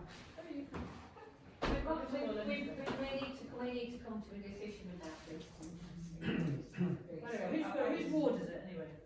Well, this is the problem, isn't it? It's Waldale, so it's it should be Darrell's resigned, so there's nobody. And so I was kind of listen. I'm not going to die in a ditch over it, but I just think there is still a style to it. Yeah. Well, I feel I can't comment. Boxes though, aren't they? Yeah. It's not like They're not very architectural. They're not great houses, you know. I've been round there and they're not great. I mean, but as I say, I had difficulty actually looking. I found the plans hard to see. I'm very So, well watches. Yeah. commenting on people. Right. So, are we going to object? What people want to do, or then make no observation? No, I think that there's an option of supporting. It's an option of support. I don't see much wrong with it. I don't see. Well, should we support but draw attention to the concerns about the. Well, I don't share those concerns, to be truthful. And most of the windows are to the back, so it's not really going to affect any of the other houses there, I don't think. I don't think it's going to spoil it for anybody nearby. I don't think we've got much room to really object. I understand Rachel's materials objections, but like if it was an old house and like a traditional house, I could understand that. But with them being fairly recent, I don't think that's I don't think it fits it as much as it would do with an old house, like the one you mentioned before. Yeah. So I don't think it's too bad. I think it's okay. I think we're going to have a vote on this, aren't we? So who's wanting to support it? Yeah, I'm just saying I'm not against this. I would support it. I'm not Yeah. voting because I didn't feel like. Okay, so support, right. The next one we've done, which is the Cranbourne, and then we've got number 27, 52 Thurston Road, Onley. Yeah, I thought it looked quite nice, I suppose. Yeah, I was a bit concerned it's very close to the next door building that's at a strange angle. But at the moment, it's a wasted triangular space Yeah. with no window in it or anything. So it'll just fill in that triangular bit at the front, really. Yeah, I was just concerned that that weird angled building at the side, is that next door? Are they going to be happy having? It hasn't got a window in or anything. It's just it's not going to make any difference to Well, it. there's a window. Wasn't this the one with the floor to ceiling windows? Well, we're talking the front and the back are very, very different. Yeah. And I'm currently talking about the front, where I don't think there is a window, but I might be misremembering. But the front was there was a strange, the houses, if you like, are built at different angles. Yeah. So you've got a bit of paved, it's one step up from the pavement and it's a lump. And there isn't a window on either of the two walls involved that they want to fill in. And it seemed to me quite sympathetic. They want to use the same materials and, I mean, it seems to me an awful lot of money to spend to gain about 3 feet of space, but that's their decision. I thought it was okay. Yeah. And then the back was fairly modern anyway. Yeah. Okay, we happy with small? Yeah. Thank you. Right, number 28, which is a scholar's one. Again, we put under, I thought this was just unobjectionable really. I can't see really, you know, I think we just support this one. Right, now the next one, adjacent to Linfield Lake Morphine Bank, right, it's a strange one because it's at the moment it's a kind of office on the old railway line. It's quite interesting, and the West Yorkshire Ecology Service seem very concerned about damage to the immediate natural environment. Did anybody else have a look at this one? Yeah, Richard, be interested to know what you. Yeah. I guess my concerns about it were it was going from well, I thought it was an excessive development of the existing site, not for the whole, not an excessive development within the huge footprint of the garden, but in terms of where the garden office was. So as far as I can make out, it was a lot bigger. You're going from a garden office to a 3-bed house, and that felt to me excessive, I guess, over development of the existing footprint. But I don't have a particular issue with there being something built there, but I was a bit, I don't know, I found it quite difficult to navigate with the plans and where it was and where the parking would be and all that sort of thing. It wasn't clear to me. Yeah, I mean, I know where it is. Actually, been down there, been everywhere. Leaflets through doors. But so, it's a really strange, very strange. Because I set off along the drive up to it, and then thought, no, that's actually part of this other house, which it is. So, I thought the building was fine, but I just was really concerned about these ecology concerns. We can refuse it on that basis. Well, because it's subject to the ecological concerns being there. Okay, so support subject to West Yorkshire Ecology Service concerns being met. Yeah. We seem to say that the ecology person that the directors had used wasn't up to snuff really. Right, now we've got the next biggie. I looked really hard and I couldn't see much change to the plans are better than they were. It's a nightmare, isn't it, trying to follow it? It's a nightmare trying to follow what's changed from last time. Yeah, I mean, one of the things that was directly addressed was that the English Heritage had complained about the loss of fragments of the Methodist Free Chapel, but when it was pointed out to them that there's really only one window and then some truncated windows in the wall, they kind of withdrew their objection. So I wouldn't see, and changes to the fencing, I think. Yes. I don't know if people picked up more things, that's surface nature. Yeah, I mean, I just thought overall we've obviously discussed it at length before. We did. So I don't think we have anything particular to add to what we've said before, other than I thought it was interesting looking through the comments people have made, where quite a large number were lamenting the loss of the market, but we're all pleased now to know that there is a new market licensing in Homefair, so there will be a market, provided we find someone to run it. But I just thought maybe we should just say that we support it, which seemed to be on balance what most people were saying anyway. But we would encourage the council to manage the disruption whilst constructing That's the construction, yes. car park very carefully. Yeah.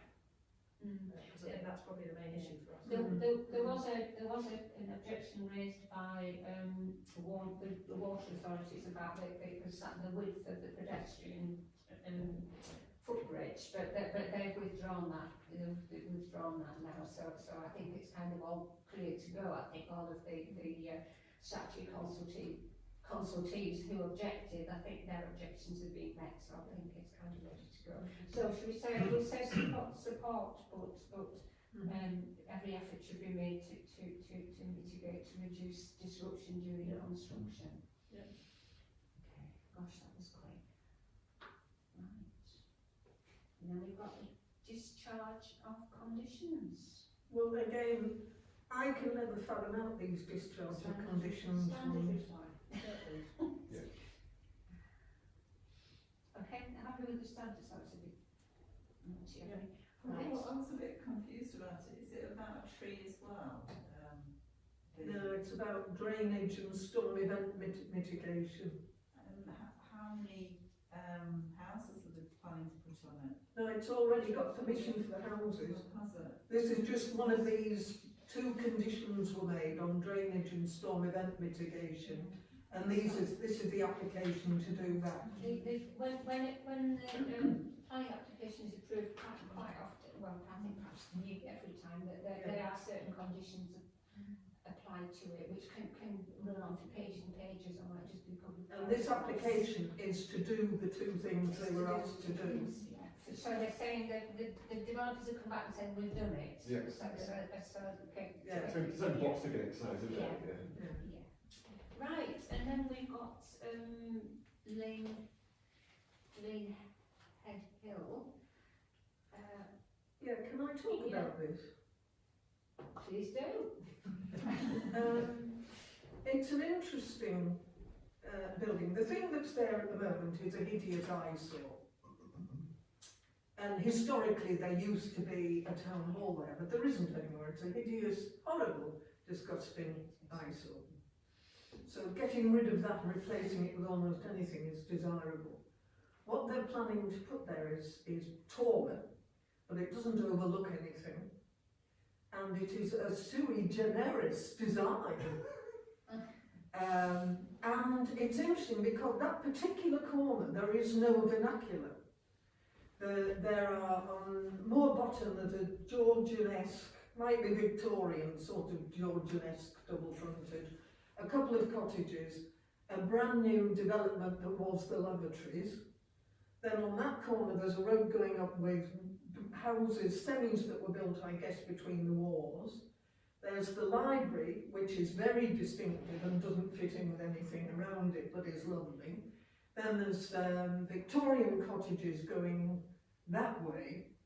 And so there's no actual, although it's right in the corner of the conservation area, it isn't near anything traditional, really. And it's, I think it's, you know, it'll replace an eyesore, it'll add to the interest of that corner, because it's a hodgepodge of a corner anyway, so I quite like things popping up. If it's already a hodgepodge, let's keep it as one. And it's got there's a mixture of styles, and it's using materials that are completely sympathetic to the surroundings, so I support it. Yes, I thought it was a good solution to a problem. Hello, I think you can guess what I might say. You don't like it. Well, I do recognise that there is a ugly little building there at the moment, but I must admit I think it looks rather like sort of 2 garages underneath it, just in its style that they've gone for. But my issue really is that the building, I think, will be too overbearing with its style as it is. Again, because of just the volume of glass that's there.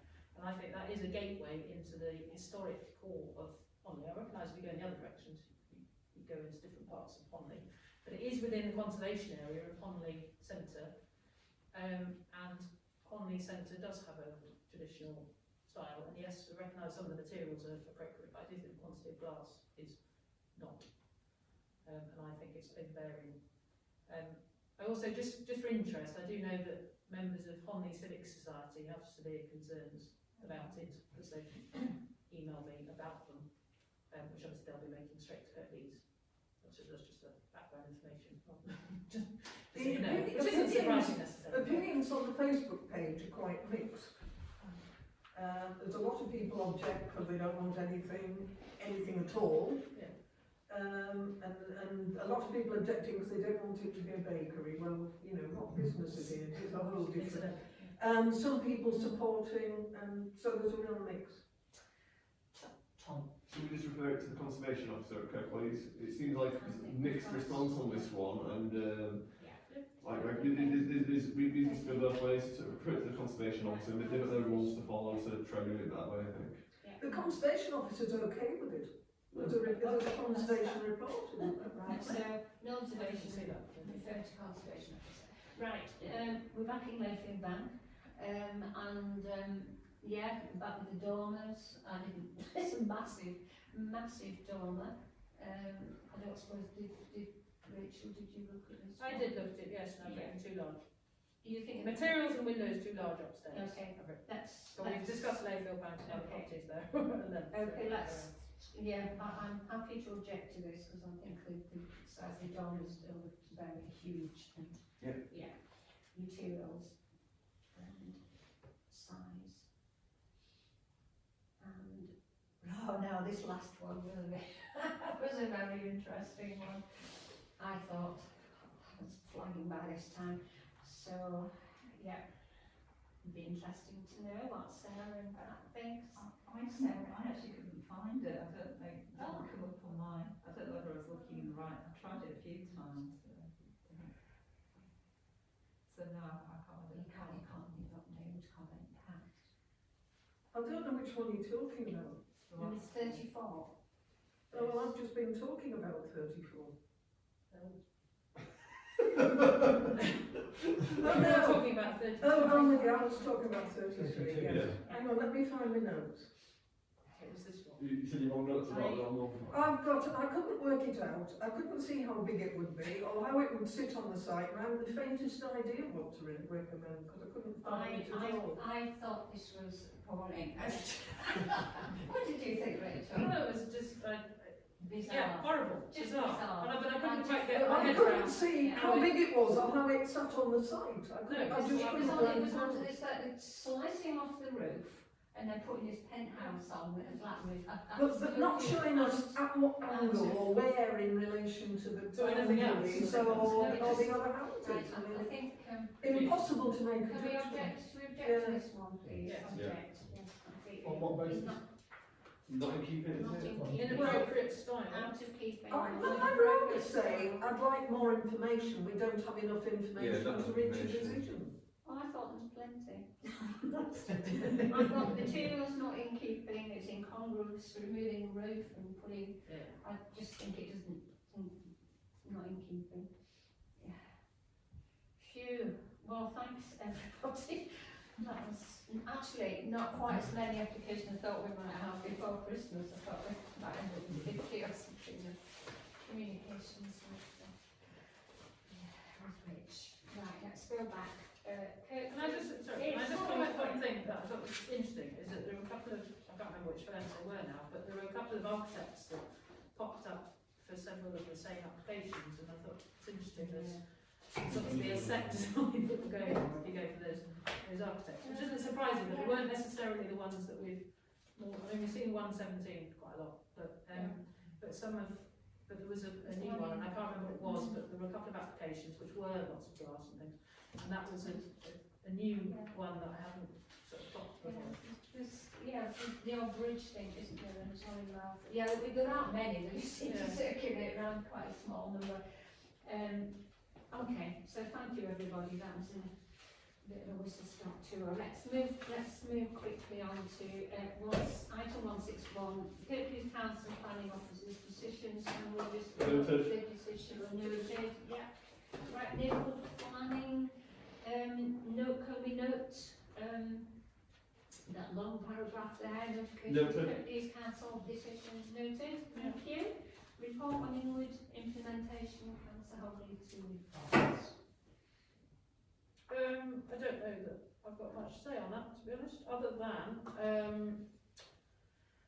property, I did a bit of a briefing at our last planning meeting. Was it Yes, one before you- that? I don't know. yeah. But one thing I was going to ask the Deputy Clerk is whether we've been sent any copies by Kurt Lees of the made plan. Not yet, no. I wondered if we could chase them or put in a request to say they really ought to send us one. Yeah. Well, more than one actually. I think all councillors should have them. Yeah, I think, but at the very least, they should provide several copies to the office. Because parishioners ought to be able to come in and refer to them if they wish to, and indeed our members ought to be able to refer to them. Obviously it's online, but I think at this stage, until we've had full council again, where we note that it is now made policy, I don't think I've got anything particular to say on it. Thank you. Thanks, Rachel. And then note that the Deputy Clerk has drafted formal letters which have now been signed, so Noted. noted, thank you. Item 163, Peak District National Park Authority, note the planning this is Noted. noted. Right, moving on, ongoing highways campaigns, and it's good to collate them like this. And I just want to say a big thank you to the Deputy Clerk for his diligence really in following up with Lee's council officers. Yes, it's a bit frustrating, And also the quality of some of these. That's positive quality and good quality of many of his communications. I think it's they've been really well served in this way. So thanks very It's much. not getting us very far, is Well, it? no, but just acknowledging that's what we do. So, first of all, the Woodhead Road, a speeding, noise pollution. So obviously I wrote 5 days ago and still no response. Right. I thought somebody might get back to me on Monday, but nobody. Mark Scar's got back to me every time, but he's just passing it on to all the people, so. Is it?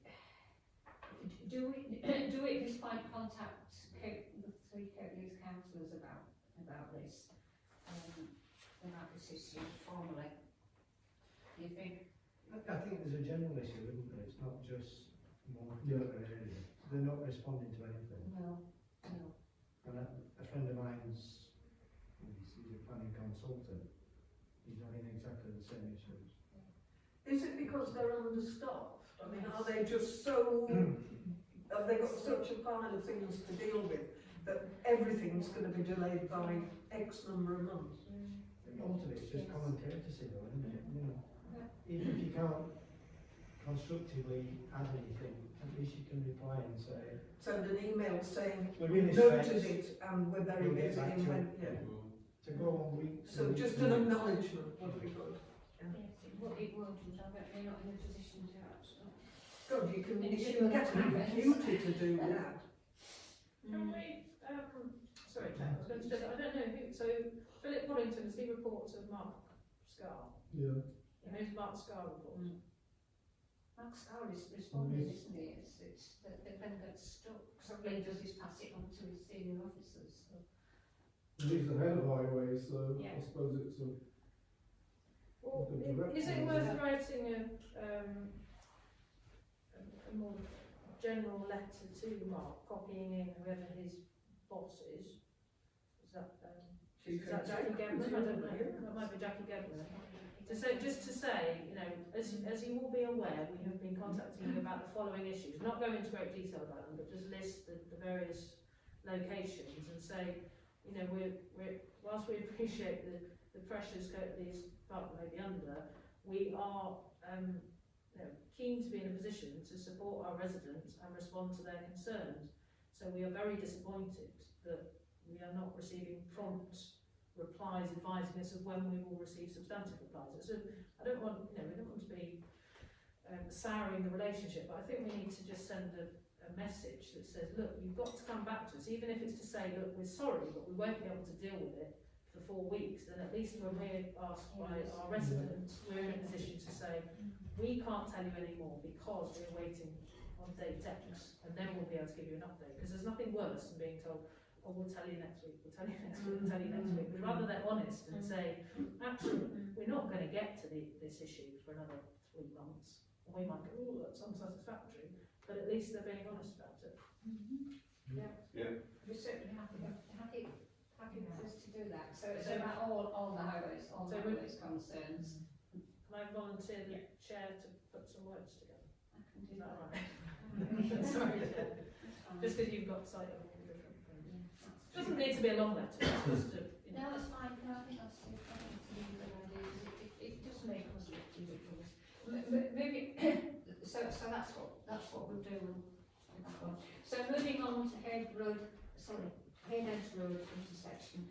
I got in touch with my main contact there, and I'm waiting for her to respond now. So she's been really busy over Christmas. So I'm chasing her up and trying some other contacts, because I felt we've made some progress with this one, and we might be able to have something implemented. So I'll keep pushing on that one. Sorry. Right, and then campaign for safer Magdale.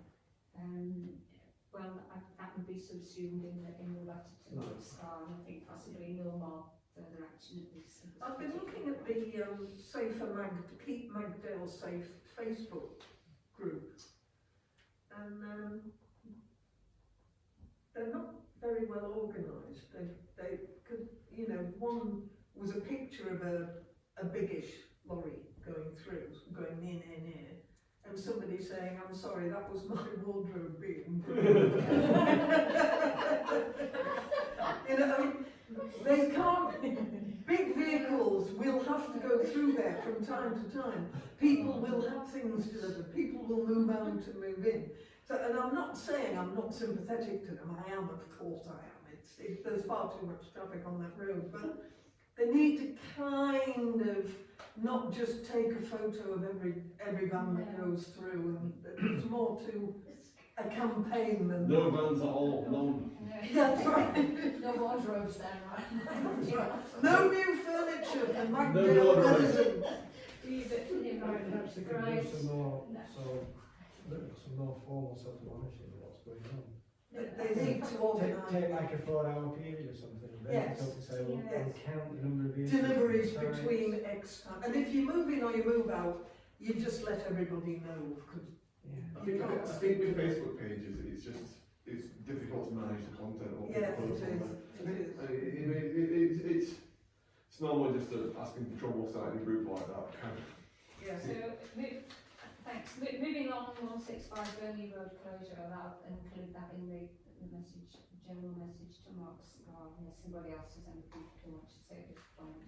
Nothing changed. Nothing has changed. Today, 1 year anniversary in the next No, couple it's- of so, weeks. yeah. Is it having a birthday party? Like, you know, I'm joined there. I'm joking, but like, it's crazy, isn't it? It's so They crazy. did that in Petersham in London. There was a very famous hole. It became Yeah, pothole, national. yeah. The Petersham hole, outside what is still known as Tommy Steele's house, though he left there decades ago. And they picked the wrong area to have this thing, because the place is rather well heeled and surrounded by people who write for The Guardian and work for the BBC. So there were film crews and photographers and reporters from all over the world. And the locals made a great big cake and put candles on. The examiner would love something like that, and it wouldn't be good publicity for Kirklees, so some stuff like that, it actually might. Yes, actually that would be. Right, can we move on to Romson Road and Andy's got reports? Yeah, I think everybody's seen the notes put together, so I'm not going to go over that again. I mean, suffice to say, it's getting back to how it was last winter. There's been some recent damage up a path, Greenhouse Lane.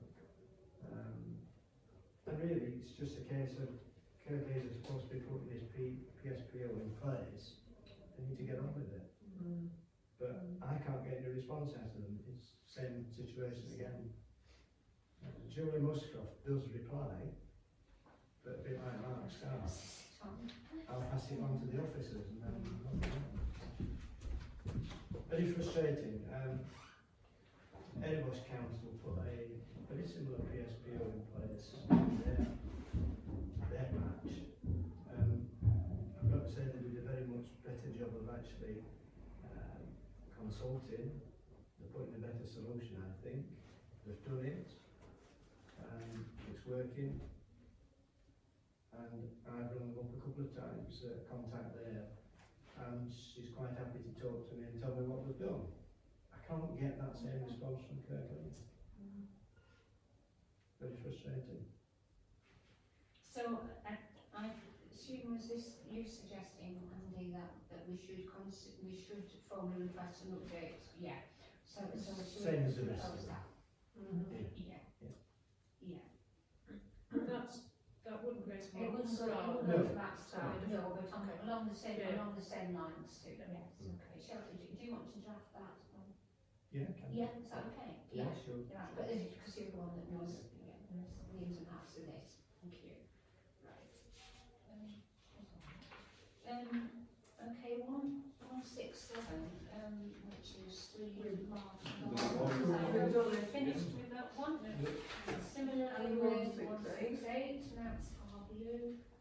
Resignation of a committee member, Councillor Gould has stood down. He has said to me that he may consider rejoining later, but it does leaves us with a.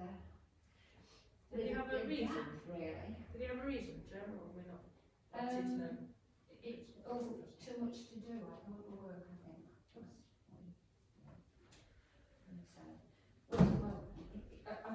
It was just emails, I haven't actually spoken to him.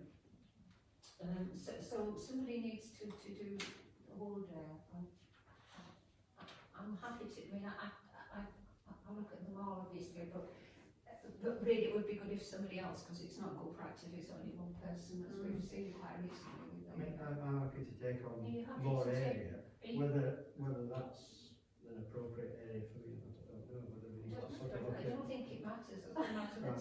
Yeah, I'm- that'd be great, that'd be great. I generally look Yeah. at all the plans, at Yes, least.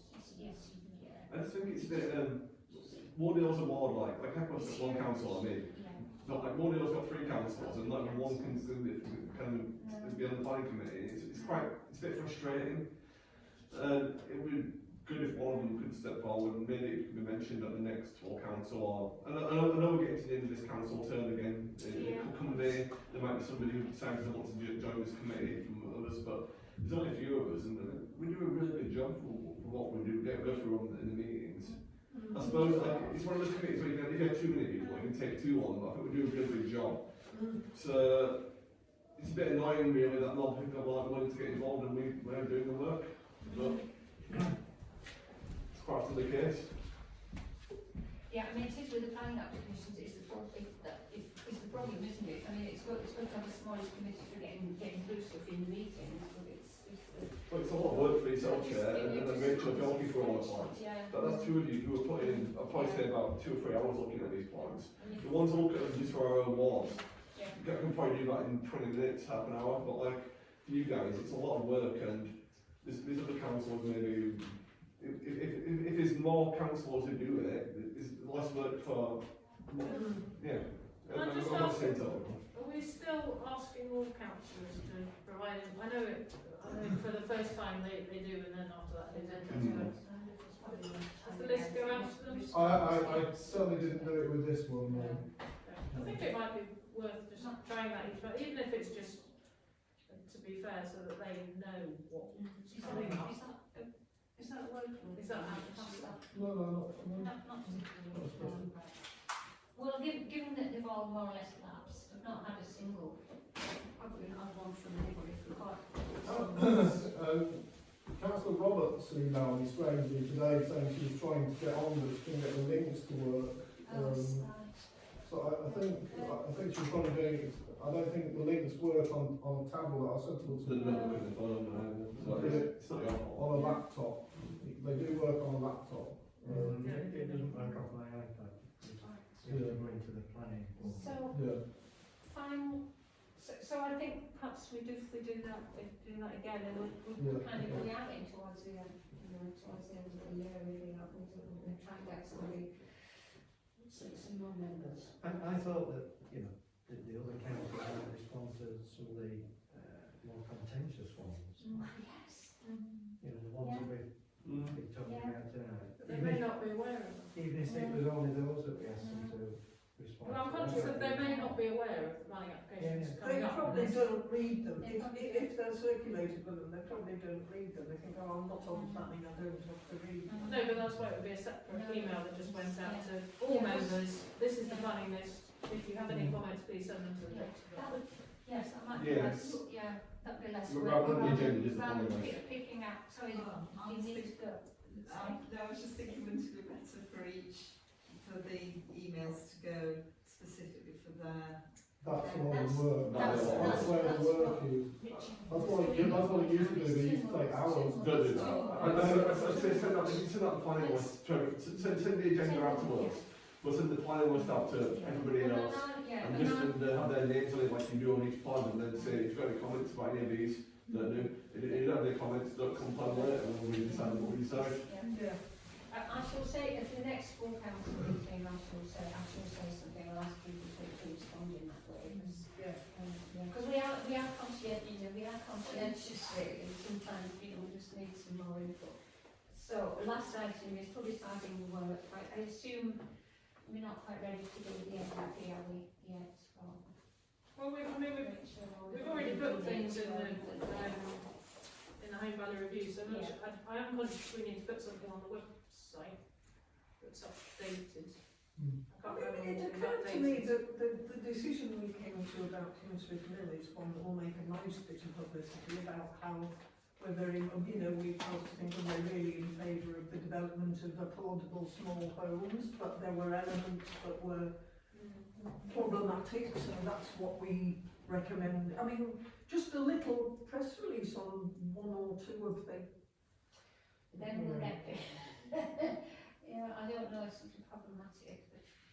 I think maybe our plan, I think Disagreeing. the thing that we probably need So to we do agreed on that one now. But we didn't know, I mean, Is other it- people. is update our planning page on the website as well, Yeah. to remind people that we're considering now that the neighbourhood plan is adopted.